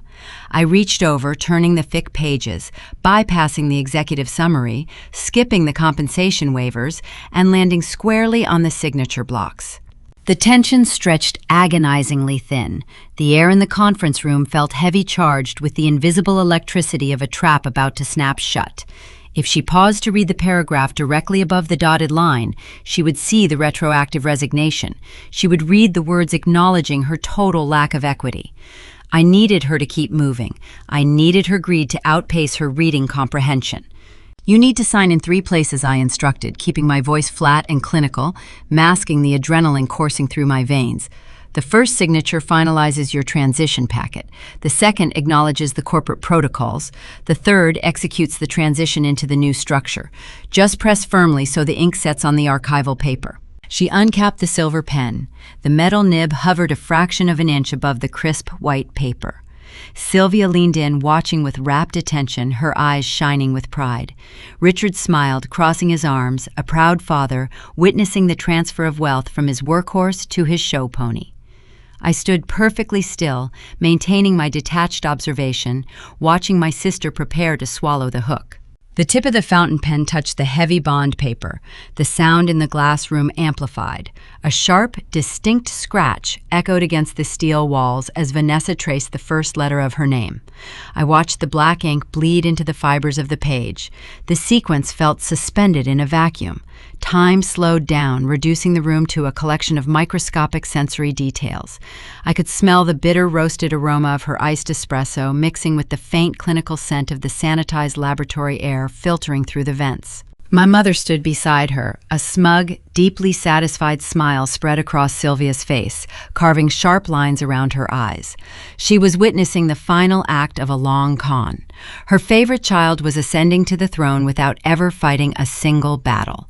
Richard shifted his weight, adjusting the cuffs of his tailored suit. He raised his left wrist, glancing at his heavy gold watch. His expression was bored and detached. He was treating the hostile takeover of a $50 million biotechnology firm like a mundane morning errand.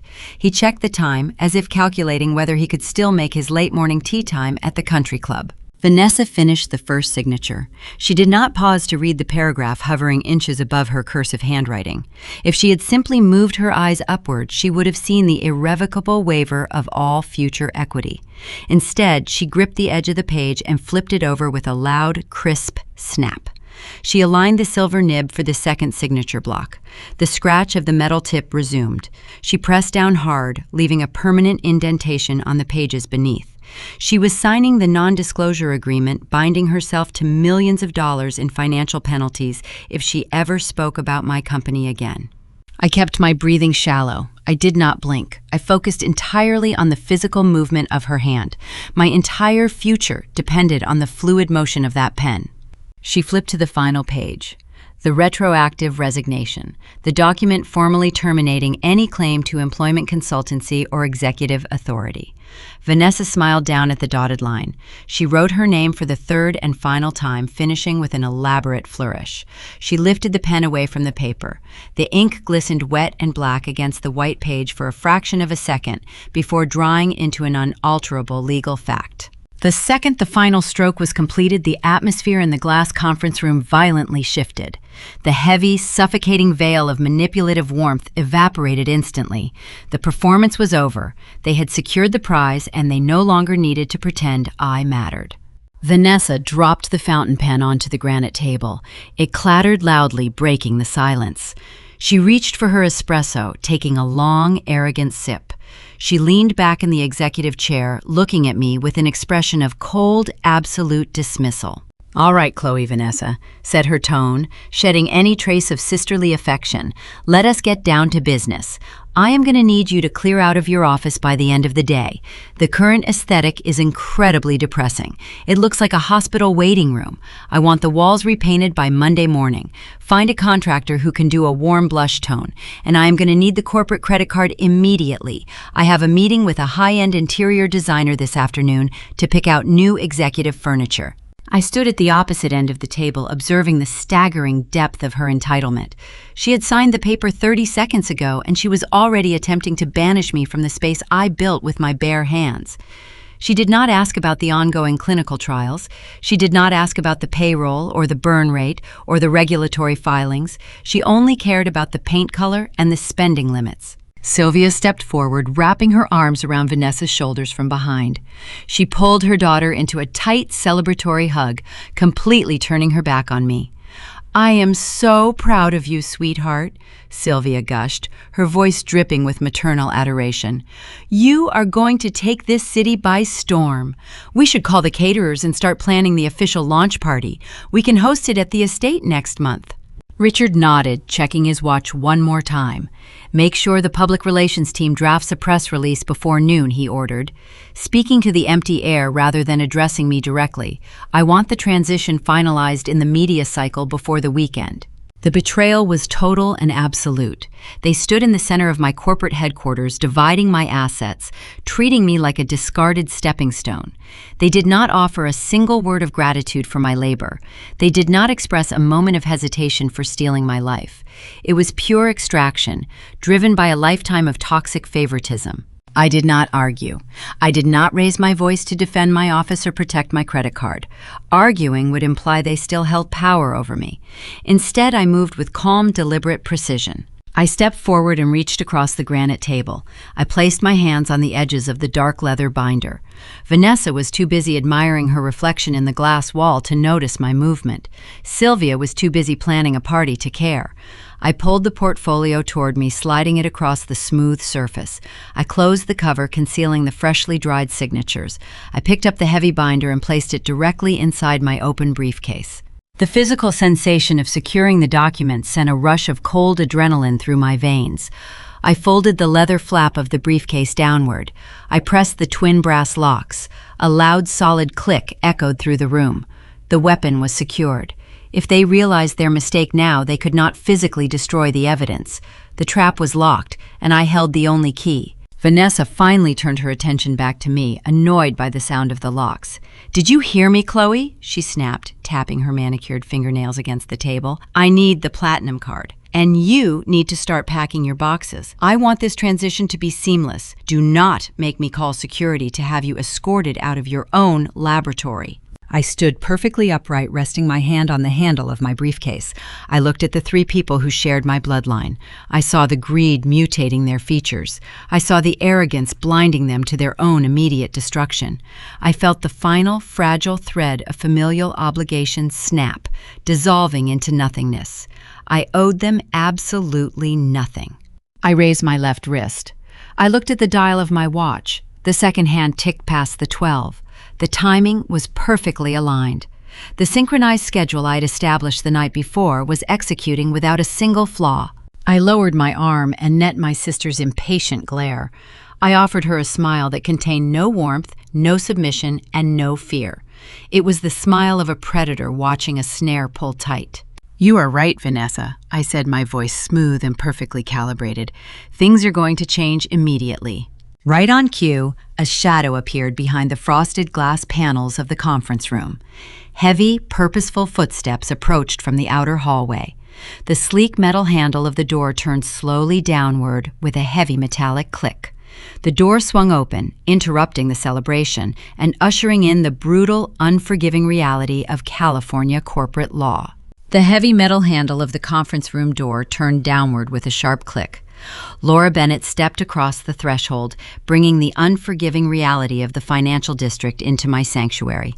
She wore the same immaculate charcoal suit from our previous meeting. Her posture was perfectly vertical, projecting an aura of lethal competence. In her left hand, she carried a slim black leather briefcase. In her right hand, she held a small silver digital voice recorder. The climate in the glass room shifted the moment her shoes crossed the floor. The celebratory oxygen vanished, replaced by the sterile air of impending litigation. Richard noticed her first. He dropped his posture of the proud patriarch and assumed the stance of a territorial landlord. He was a man who inherited a lucrative real estate portfolio from his father. He spent his entire career bullying local zoning boards and intimidating independent contractors through loud demands and expensive litigation threats. He operated under the assumption that his deep voice and custom-tailored suits granted him unquestioned authority in any room he occupied. "Excuse me," Richard said, his tone dropping into a demanding baritone. "This is a private executive function. You have entered a restricted area. I suggest you turn around and walk out before I have security remove you." Laura did not pause her stride. She did not flinch at his volume. She treated my father with the same level of attention one might give to a piece of misplaced furniture. This dismissal struck the core of his ego. Richard was accustomed to deference. He expected women to shrink when he raised his voice. Laura walked straight past him, approaching the center of the granite table. She placed the silver digital recorder on the polished stone surface. She pressed a button on the side of the device. A small red indicator light illuminated, signaling active recording. For the formal record, Laura stated, her voice smooth and devoid of any emotional fluctuation. "It is 9:15 in the morning on Friday. I am Laura Bennett, senior partner at Bennett & Vance, serving as outside corporate counsel for Aegis Therapeutics. I am present in the main executive boardroom. Also present is the founding chief executive officer, Chloe Sinclair." Sylvia stepped forward, her maternal victory dissolving into rigid confusion. Sylvia spent her life orchestrating society events and manipulating seating charts to punish her rivals. She dealt in whispers and passive social maneuvers. Confronted by direct, factual legal authority, she appeared small and entirely unequipped. "Who hired you?" Sylvia demanded, clutching her designer handbag. "We did not authorize any outside counsel to attend this signing." Laura ignored my mother. She bypassed the parents entirely, locking her unyielding gray eyes directly onto my sister. Vanessa sat in the executive chair, holding her artisan-iced espresso, still riding the high of her perceived coronation. "You are Vanessa Sinclair," Laura stated. It was a declaration rather than a question. Vanessa lifted her chin, offering a condescending smile. She was used to treating service workers and administrative staff like subordinates. "Yes," she replied, swirling the ice in her cup. "And as the new co-chief executive officer, I am officially terminating your contract. We will be bringing in our own legal team. Now gather your things and exit my building." Laura did not react to the attempted termination. She opened her slim black briefcase, pulling out a pristine duplicate copy of the dark leather binder. She laid it flat on the table next to the active recorder. "This facility operates under strict federal regulations regarding the research and development of targeted biological therapies," Laura explained, maintaining her steady cadence. "Access to this floor is restricted to authorized personnel, credentialed investors, and documented vendors. You possess none of those classifications. You are currently trespassing in a secured commercial environment. You have exactly 2 minutes to vacate the premises before I summon local law enforcement to process a formal removal." Vanessa laughed. It was a high-pitched sound of pure entitlement bouncing off the soundproof glass walls. She looked at me, expecting me to intervene and dismiss the rogue attorney. I stood at the end of the table, resting my hands on my locked briefcase, maintaining my silent observation. I offered her no rescue. Vanessa turned back to Laura, waving her hand dismissively. "You are clearly confused," she said, tapping her manicured fingernails against the granite. "I am not a visitor. I am the majority owner. I just signed the equity transfer documents 2 minutes ago. The paperwork is finalized. The company belongs to me." Laura opened her duplicate binder. She did not offer a dramatic pause. She did not employ colorful adjectives to heighten the tension. She delivered the truth through pure, factual sequence. "The document you just executed was not an equity transfer," Laura stated. The family froze. The physical cessation of movement was instantaneous. Richard stopped adjusting his suit jacket. Sylvia gripped the handle of her handbag tight enough to turn her knuckles white. Vanessa stopped swirling her iced espresso. The confident smiles slid off their faces, replaced by a sudden, chilling uncertainty. "What are you talking about?" Richard demanded, taking a step toward the table. His voice lacked its previous booming authority. It cracked slightly, revealing the underlying panic of a man losing control of his narrative. "We read the cover page. It was an executive onboarding portfolio." Laura flipped past the cover page of her duplicate binder, bypassing the shiny introductory text that had blinded them to the reality of the trap. She turned directly to the annexes located in the back third of the portfolio. She flattened the pages against the table, her eyes scanning the dense legal typography. "You read a title," Laura corrected. "You did not read the binding clauses. Allow me to clarify the legal parameters you just voluntarily established under the strict civil codes of the state of California." The confusion in the room mutated rapidly. The air grew heavy with the realization that they had walked into a snare. The celebratory atmosphere inverted, turning the glass boardroom into a site of profound vulnerability. Laura began to read, reciting the exact text Vanessa had signed her name to 3 times. Clause 4.2 details your formal retroactive resignation. Laura recited, her voice cutting through the silent room like a scalpel. By placing your signature on the 3rd line, you legally acknowledge that you possess 0 equity, 0 shares, and 0 executive authority within Aegis Therapeutics. You formalized a permanent, unpaid resignation from any assumed consultancy roles, past, present, or future. Vanessa dropped her espresso cup. The plastic bottom hit the granite with a dull thud. A small splash of brown liquid spilled over the rim, pooling near the digital recorder. Her mouth opened, but no sound emerged. She stared at Laura, her eyes wide with sudden terror. "That is a trick," Sylvia gasped, stepping backward until she bumped into the glass wall. Her flawless composure shattered. "You tricked her! That is fraud! We will sue you for fraud!" "It is not fraud to present an adult with a clearly labeled legal contract," Laura replied, never raising her voice. "Your daughter chose to sign a binding document without retaining her own independent counsel. Her failure to read the annexes does not invalidate her signature." Laura turned the page, preparing to deliver the final fatal blow. "The resignation is merely the administrative housekeeping," Laura continued. "The primary function of this portfolio is the enforcement of the non-disclosure agreement found in Section 7. Richard stepped forward, his face flushing a deep, angry red. He reached out as if to grab the duplicate binder, but stopped short when Laura leveled a freezing glare in his direction. He recognized that touching her property would constitute assault and escalate their legal peril. "By signing the 2nd line," Laura read, "you bound yourself to a perpetual gag order. You are legally prohibited from discussing this company, its founder, its proprietary research, its investors, or any internal operations you may have witnessed. This prohibition extends to public statements, social media posts, private networking events, and any casual discourse." Vanessa stood up from the executive chair, her hands trembling. Her designer dress suddenly looked out of place, a costume worn by an actor who forgot her lines. "You cannot enforce that," she whispered, her voice shaking. "I will tell everyone what you did. I will tell the entire city." Laura closed the duplicate binder. The crisp snap of the silver rings echoed with finality. "If you breach this agreement by uttering a single word about Aegis Therapeutics to any unauthorized third party, you trigger the liquidated damages clause," Laura stated. "The financial penalty for a single verified breach is set at $5 million. I will seize your bank accounts. I will place a lien on any property you own. I will bankrupt you before the end of the fiscal quarter." The panic was no longer subtle. It consumed them.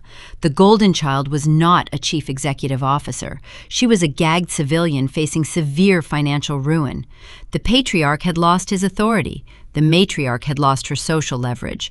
The trap had snapped shut, breaking their power and shifting the narrative into a new, dangerous territory, where the consequences of their greed were suddenly very real. The silence following Laura's declaration felt heavy enough to shatter the thick glass walls of the conference room. Vanessa stared at the dark leather binder resting inside my briefcase as if it were a venomous reptile preparing to strike. Her designer dress seemed to swallow her small frame, shrinking her from a confident executive into a terrified civilian. Laura Bennett did not allow them time to recover their equilibrium. She pressed her advantage with the methodical precision of a surgeon dissecting a tumor. "Let us review the specific mechanisms you just authenticated," Laura said, her tone conversational but sharp. "Clause 1.1 is the admission of zero equity. By executing this page, you legally affirmed that you have never contributed intellectual property, financial capital, or operational labor to Aegis Therapeutics.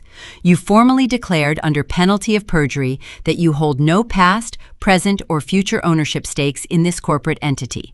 Vanessa opened her mouth, closing it a second later like a suffocating fish. Her perfectly manicured hands trembled against the granite table. Laura turned another page in her duplicate file, tracing the dense text with her index finger. Then we have Section 7, which constitutes the non-disclosure agreement.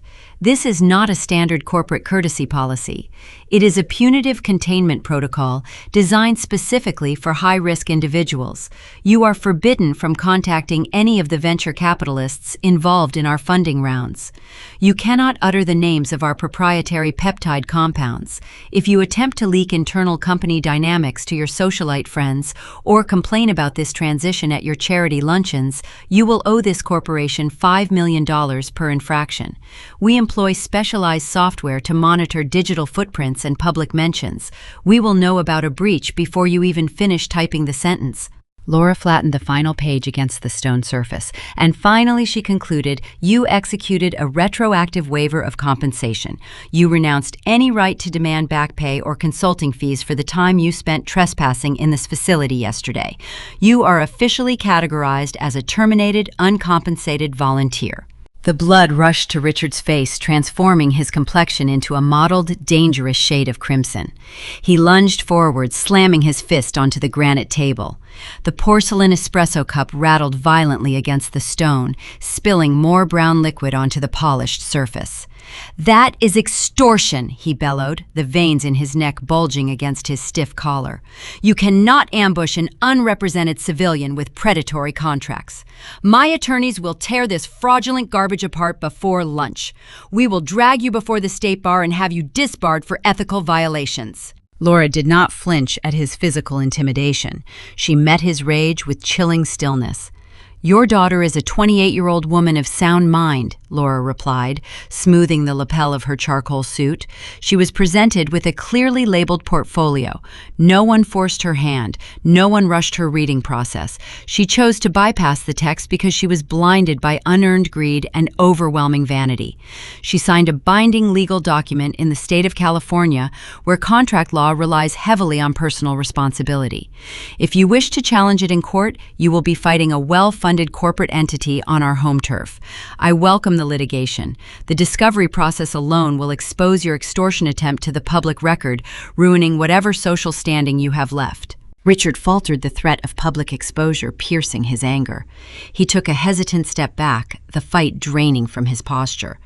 Sylvia, recognizing that intimidation had failed, instantly pivoted to her most reliable weapon. She deployed tears.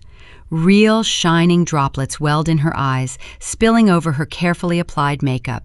She rushed to the end of the table, grabbing my arm with trembling hands. "Chloe, please." Sylvia wept, her voice shaking with manufactured heartbreak. "This is a terrible misunderstanding. We only wanted what was best for the family. We wanted you girls to work together to build a legacy. You cannot let this cold lawyer destroy your sister. She is your blood. I am your mother. Please fix this. Tell this woman to tear up those pages. We can start over and find a compromise." I looked down at my mother's hands clutching my sleeve. For 3 decades, I had craved her affection. I had contorted myself into whatever shape they demanded, hoping to earn a fraction of the pride they showered on my siblings. I had funded my own education, survived on instant noodles, and built an empire just to prove I was worthy of their attention. But standing in the center of my own corporate headquarters, holding the key to my liberation, I felt the final lingering trace of that desperation evaporate. Her tears were not born of regret or maternal love. They were born of defeat. She was mourning the loss of her leverage. I reached over and gently pried her fingers off my arm. I stepped back, creating a physical boundary she could no longer cross. I dropped the subdued, defeated posture I had maintained all morning. I straightened my spine, lifting my chin and squaring my shoulders. I adopted the clinical, unyielding code blue voice I used when a trial protocol collapsed and I needed to salvage the raw data. "There is no misunderstanding, Mom," I said, my tone echoing off the steel framework of the room. "I understood your intentions perfectly at the restaurant. You demanded I surrender the controlling stake of my life's work under the threat of total social and financial excommunication. You attempted to use generational guilt to steal a $50 million enterprise so your favorite child could play pretend. You tried to execute a hostile takeover against your own daughter." Sylvia choked on a sob, stepping backward. Vanessa sat frozen, staring at me, as if she were looking at a stranger. Richard remained silent, his jaw clenched tight, unable to formulate a counterattack against the cold, hard truth. In the venture capital ecosystem, when a hostile entity attempts to seize your assets, you do not cry, I explained, looking at each of them in turn. You do not negotiate with terrorists, and you do not yield to emotional blackmail. You build a defense mechanism that neutralizes the threat and protects your shareholders. I treated your extortion exactly like a corporate raid. I gathered data, I consulted legal counsel, and I executed a lethal countermeasure. And you lost. "You are a monster," Vanessa whispered, her voice cracking. "You planned this. You set me up to fail." "I did not set you up, Vanessa," I corrected, shifting my gaze to my sister. "I provided an opportunity. You chose to sign a contract without reading it because you believed you were above the rules. You thought playing business was the same as taking a photograph for your followers. You walked into this snare on your own 2 feet because you lacked the discipline required to survive in this industry." I picked up my briefcase, gripping the leather handle with firm resolve. The legal architecture was locked in place. The emotional ties were permanently severed. The transition was complete. I turned to Laura, offering a brief professional nod of gratitude.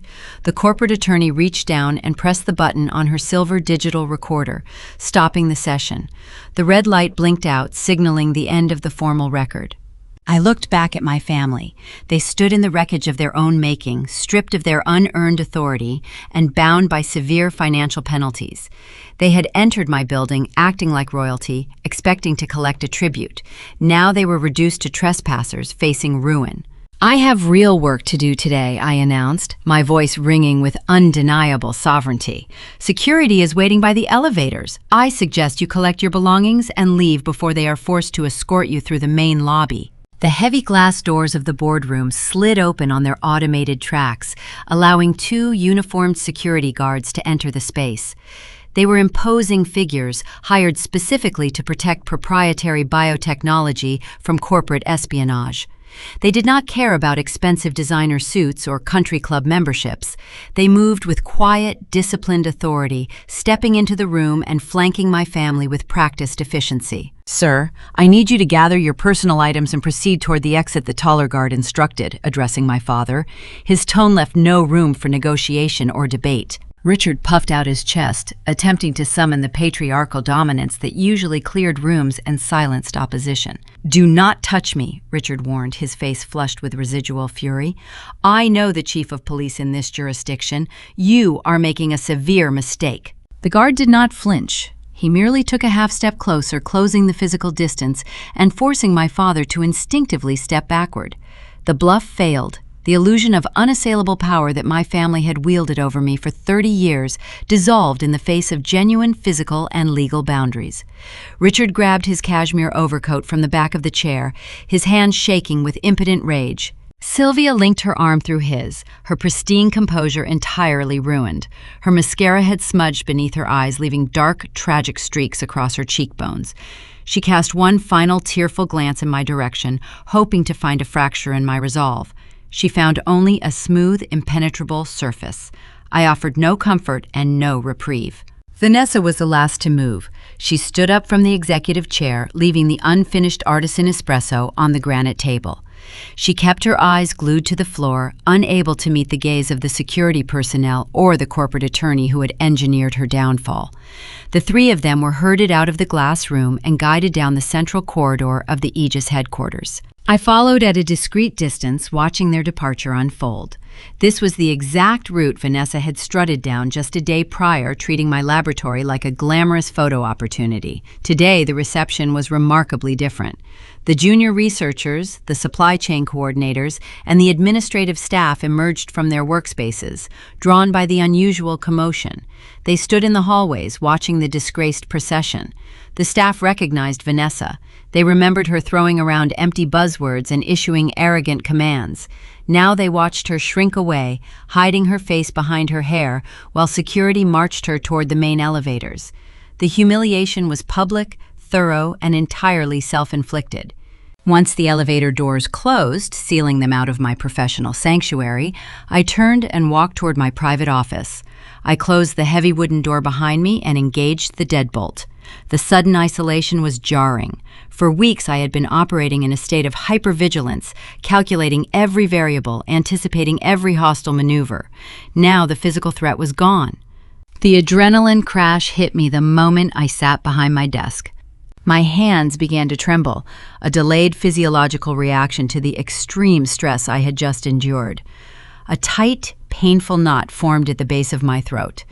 I leaned back in my leather chair, staring out the window at the rolling golden hills of California. This was a quiet, solitary moment where the clinical detachment finally fractured, allowing the raw, suppressed emotion to surface. I allowed myself to grieve. I did not mourn the people who had just been escorted out of my building. I mourned the mother and father I deserved but never actually had.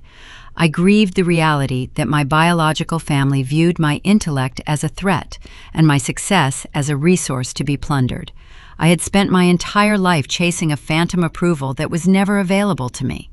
I wanted parents who would bring a bottle of champagne to celebrate my Series B funding, instead of bringing an ultimatum to steal it. I sat in the silent room feeling the visceral ache of that profound loss. But the grief was brief. It washed over me and quickly receded, leaving something infinitely more powerful in its wake. A deep, sovereign relief settled into my bones. The emotional tax I had been paying for 3 decades was canceled. The account was closed. I was unburdened, and the pure freedom of that realization was intoxicating. My moment of peace was interrupted by the sharp buzzing of my smartphone resting on the desk. The digital onslaught had begun. I picked up the device, watching the notifications cascade across the screen. Richard was firing off rapid text messages, each one more unhinged than the last. He promised to hire the most ruthless litigation firm in San Francisco. He threatened to drag me into depositions for years. He swore he would freeze my personal assets and destroy the valuation of my company through endless civil suits. Interspersed between his enraged threats were audio messages from Sylvia. I pressed play on the first voice note, keeping the volume low. Her voice filtered through the speaker, trembling with manufactured sorrow. "Chloe, how could you do this to us?" Sylvia cried, her words punctuated by heavy theatrical sobs. "We gave you everything. We are your family, and you discarded us like garbage. You broke your sister's heart. You tore this family apart over money. I hope your little science project keeps you warm at night because you are entirely alone now." I listened to the entire litany of guilt. My pulse did not rise. Their words no longer possessed the power to manipulate my reality. I tapped the screen, highlighting the audio files and the text threads. I exported the entire digital catalog of their harassment and forwarded the package directly to Laura Bennett. Less than 10 minutes later, my desk phone rang. It was the direct line to the corporate law firm. I received the files. Laura stated, her voice projecting crisp efficiency.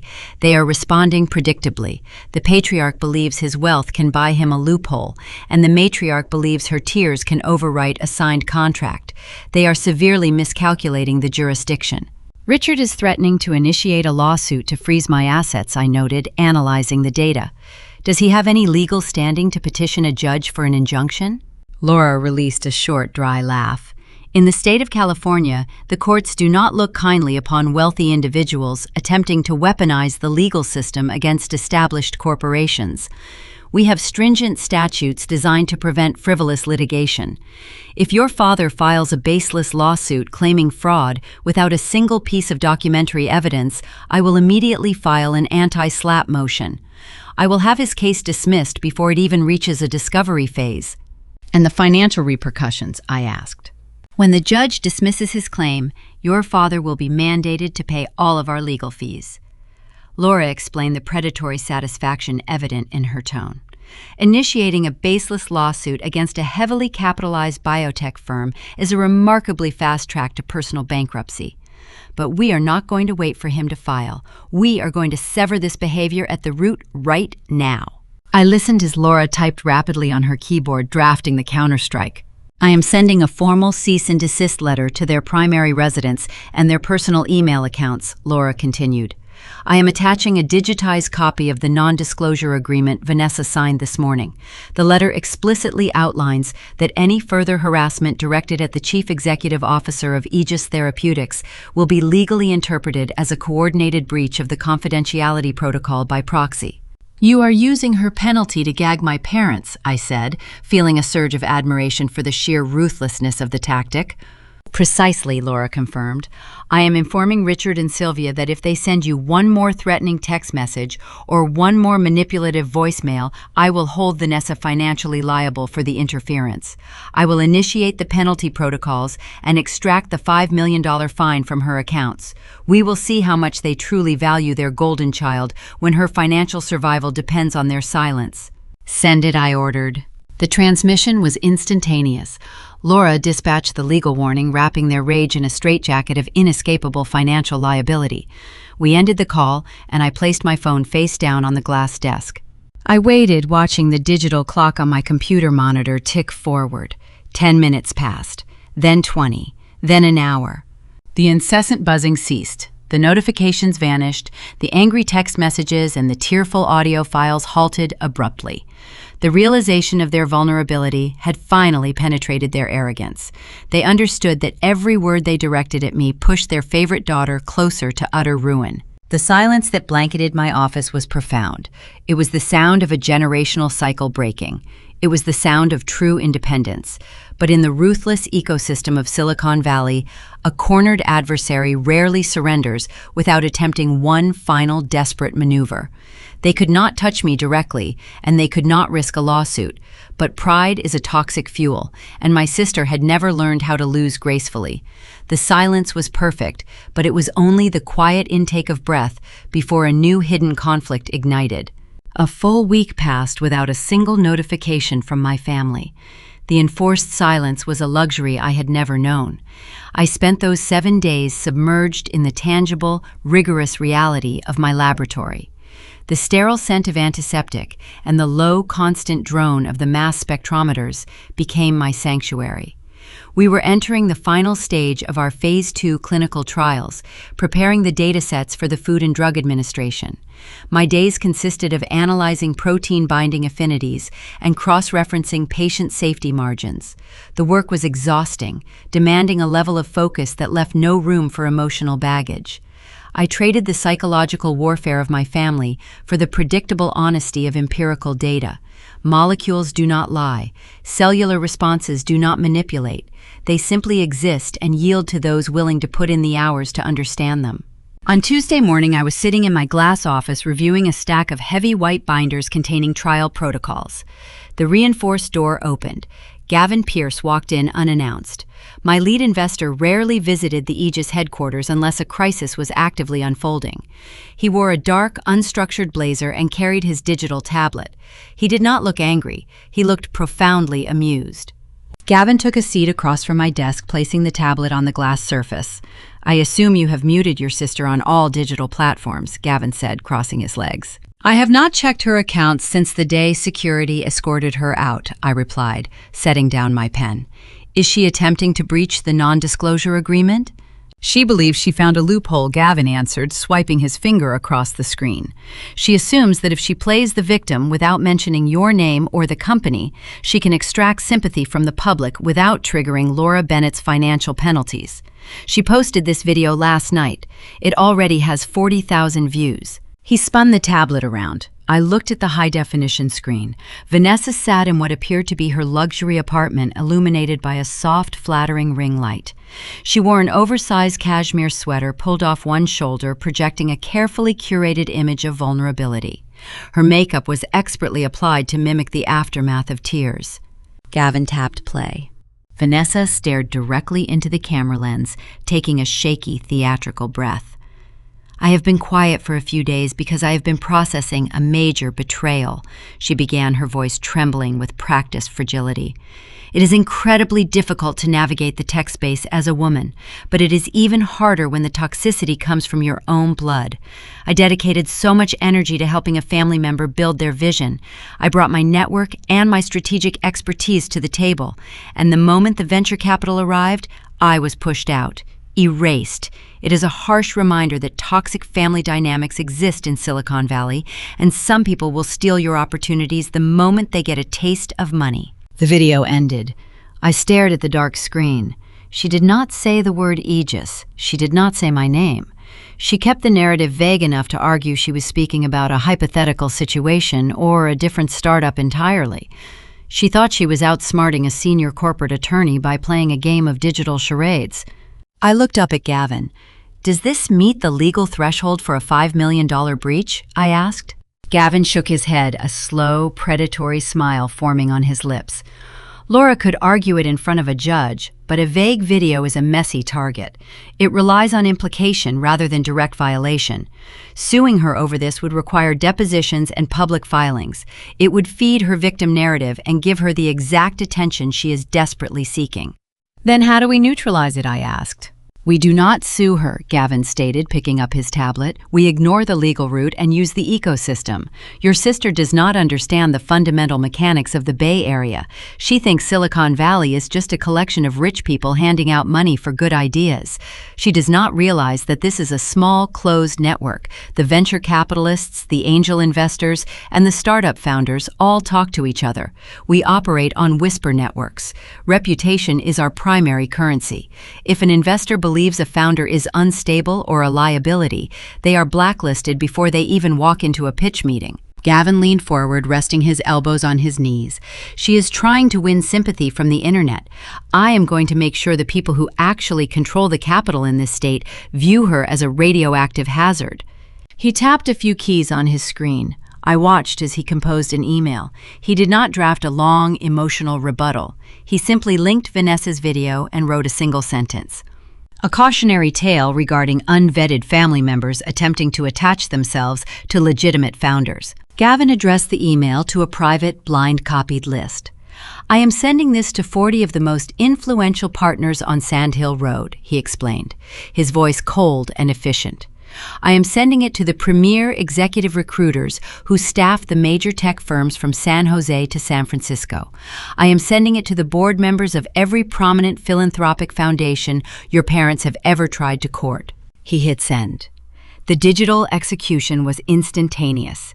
Within hours, the ripple effect washed over the elite echelons of the California tech industry. Vanessa had intended to cast herself as a martyred executive. Instead, Gavin framed her as a parasitic grifter. The investors who received the email recognized the subtext immediately. They saw a woman with no verifiable operational experience attempting to leverage public pity to undermine a funded founder.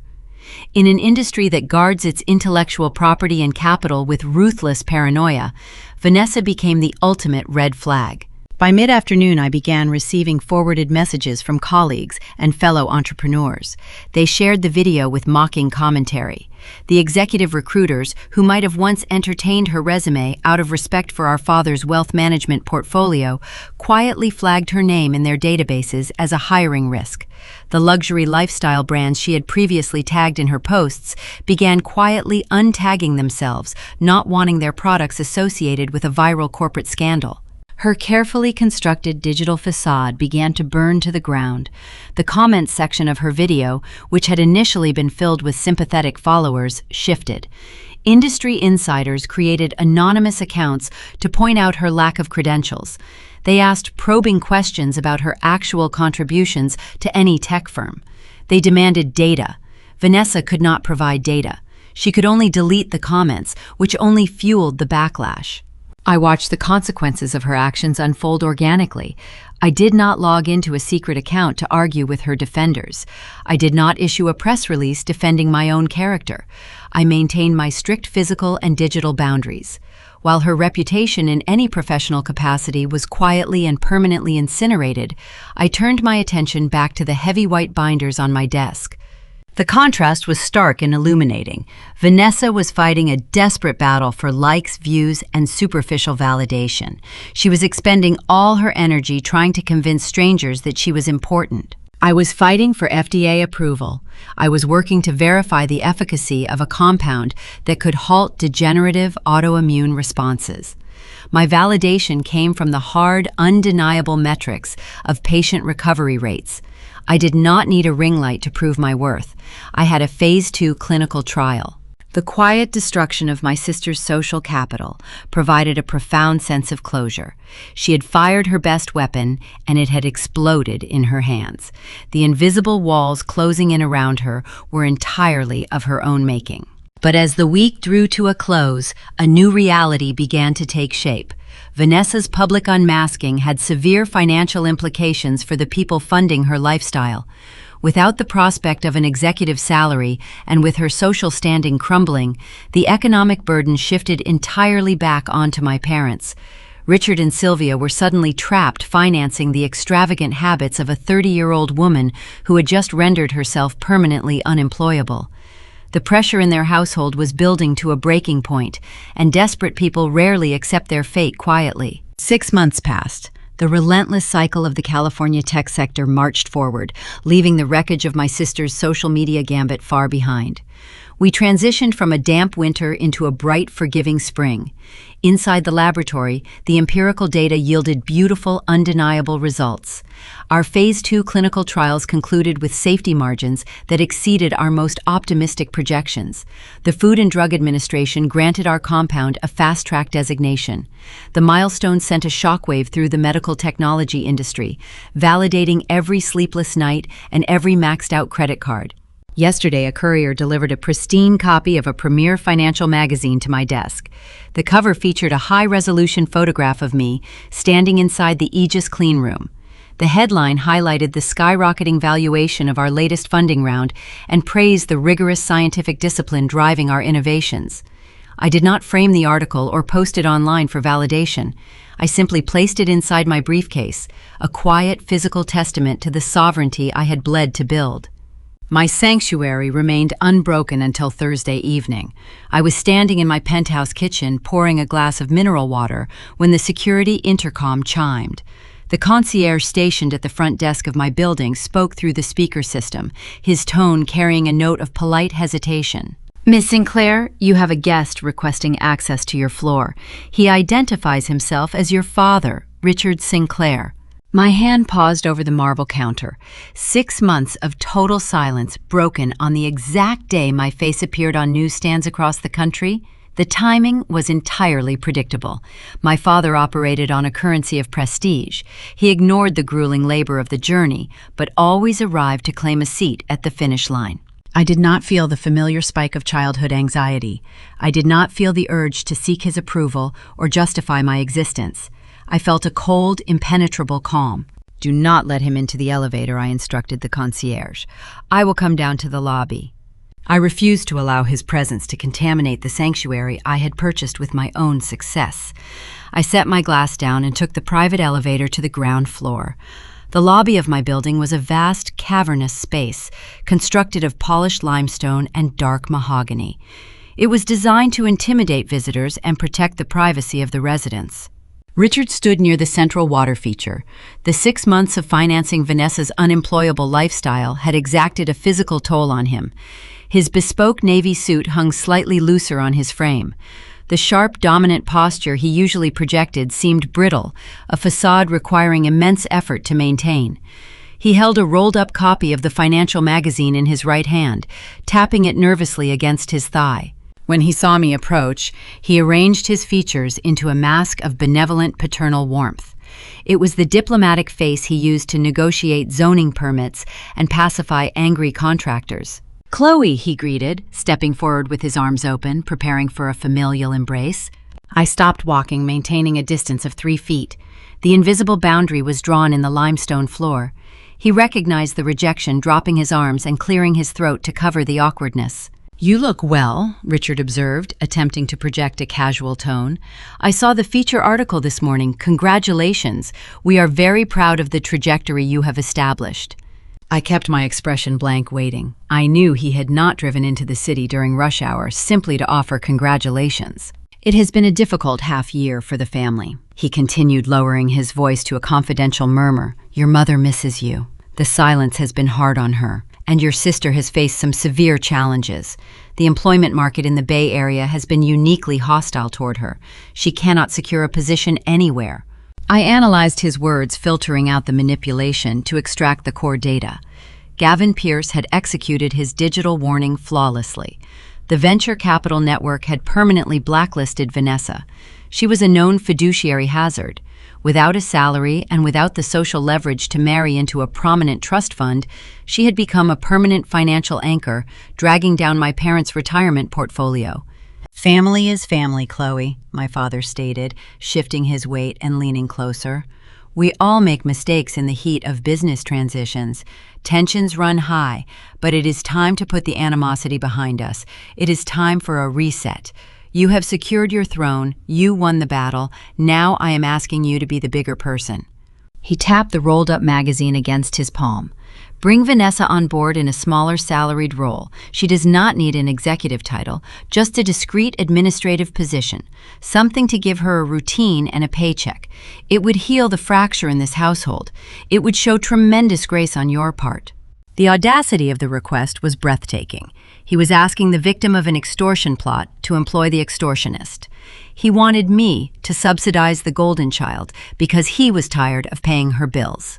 I looked at the man who had threatened to disown me, who had attempted to steal my intellectual property, who had watched my sister try to banish me from my own office. He stood there, expecting compliance, believing that the biological tie between us functioned as a perpetual blank check. I did not raise my voice. I did not unleash a tirade of suppressed rage. The clinical, unyielding truth requires no volume to achieve a lethal impact. "A reset implies we are returning to a previous state of functionality," I replied, my voice echoing softly off the mahogany walls. "But this dynamic was never functional. It was a transaction. You funded my brother because he provided the medical prestige you craved. You funded Vanessa because she provided the social aesthetic you valued. You ignored me because hard science and laboratory isolation offered no immediate gratification for your ego." Richard stiffened, his diplomatic smile fracturing. "Chloe, that is an unfair assessment. We provided a roof over your head." "You provided a roof, but you never provided a home," I corrected smoothly. "You only remembered my existence when you realized my intellect could be harvested for profit. You did not come here today because you miss your daughter. You came here because the daughter you actually prefer is bleeding your bank accounts dry, and you want to transfer the financial liability onto my payroll." He opened his mouth to argue, to deploy another layered guilt trip, but I raised my hand, cutting him off with a sharp, decisive gesture. "Do not insult my intelligence by wrapping a financial bailout in the language of forgiveness," I instructed. "A family that only loves you for the company you can surrender to them is not a family at all. It is a parasite." The words landed with the heavy finality of a gavel striking a sounding block.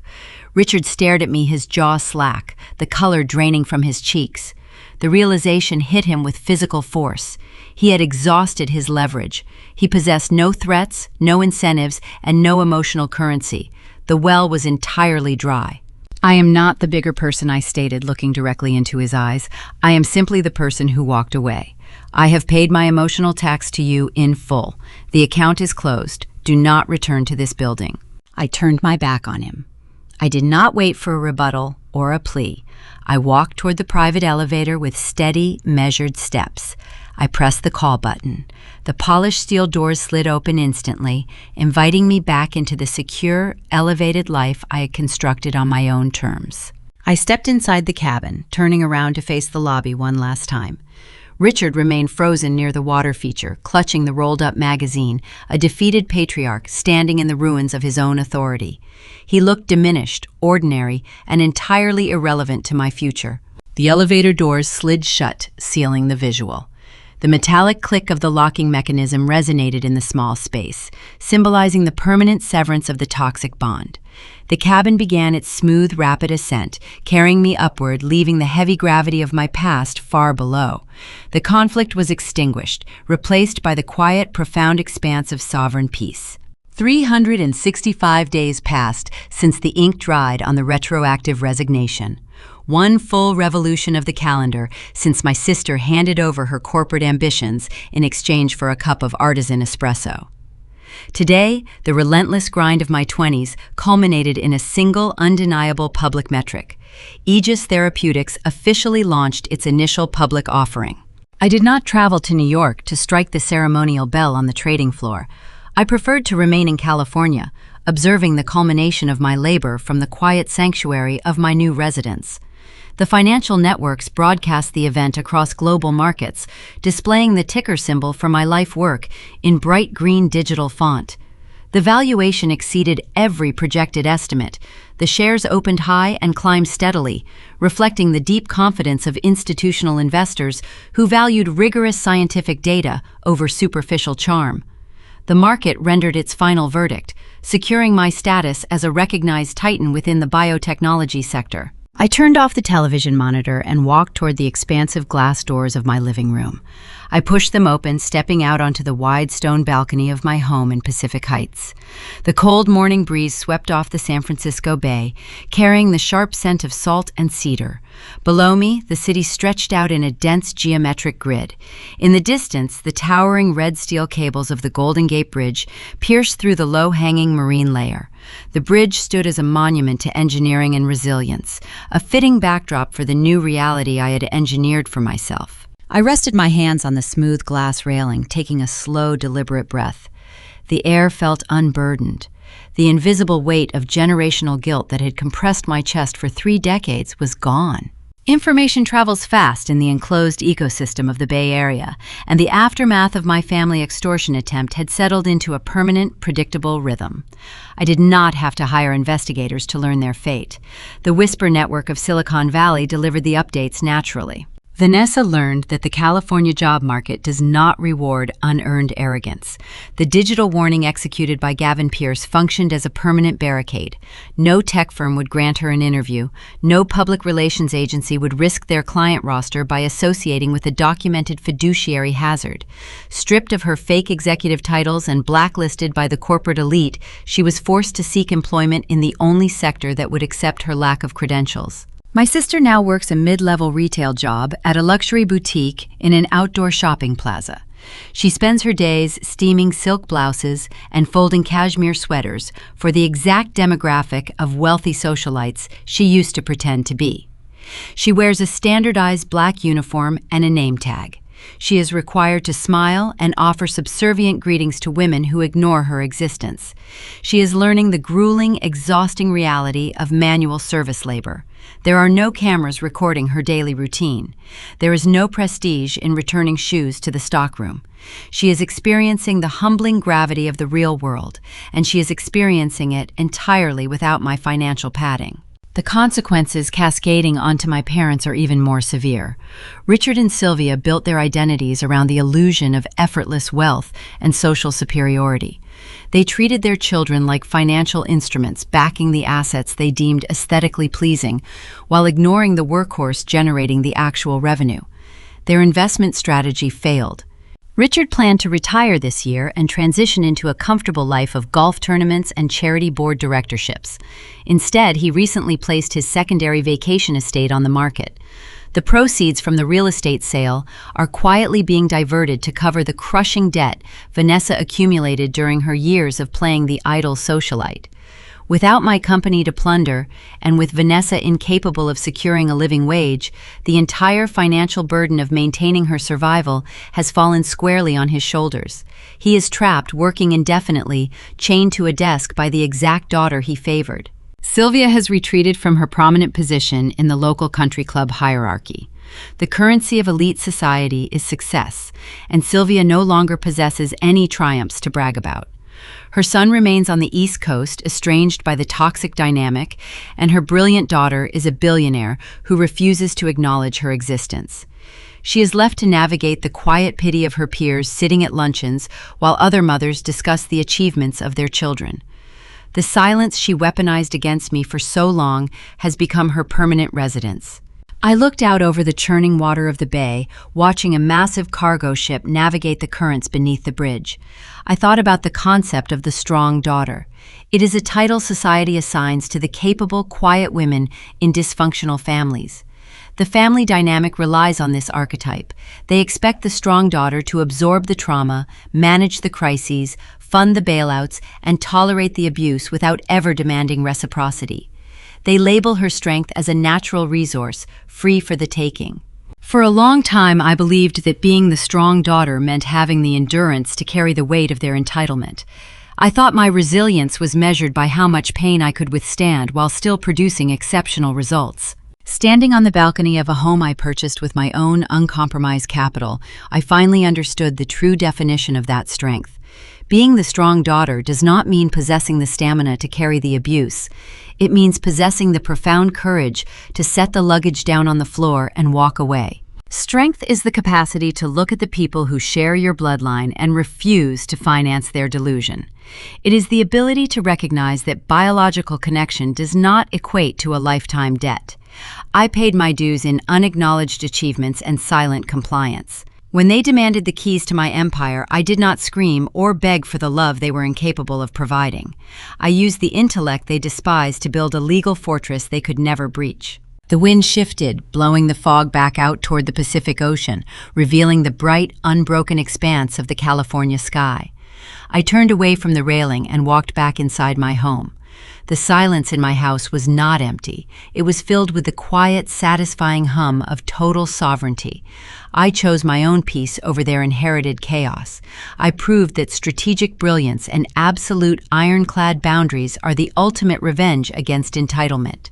The war was over, and the reign of the strong daughter had officially begun. In American culture, we hold two seemingly contradictory ideals in high esteem: the sanctity of the traditional family and the fierce, pioneering independence of the self-made individual. Silicon Valley is the modern frontier of this independence, a place where grit, intellect, and relentless innovation are the currencies of survival. Yet when this high-stakes world collides with a family structure corrupted by toxic favoritism, the resulting fallout exposes the fragile fault lines in our cultural foundations. Chloe Sinclair's narrative is not just a story of corporate maneuvering.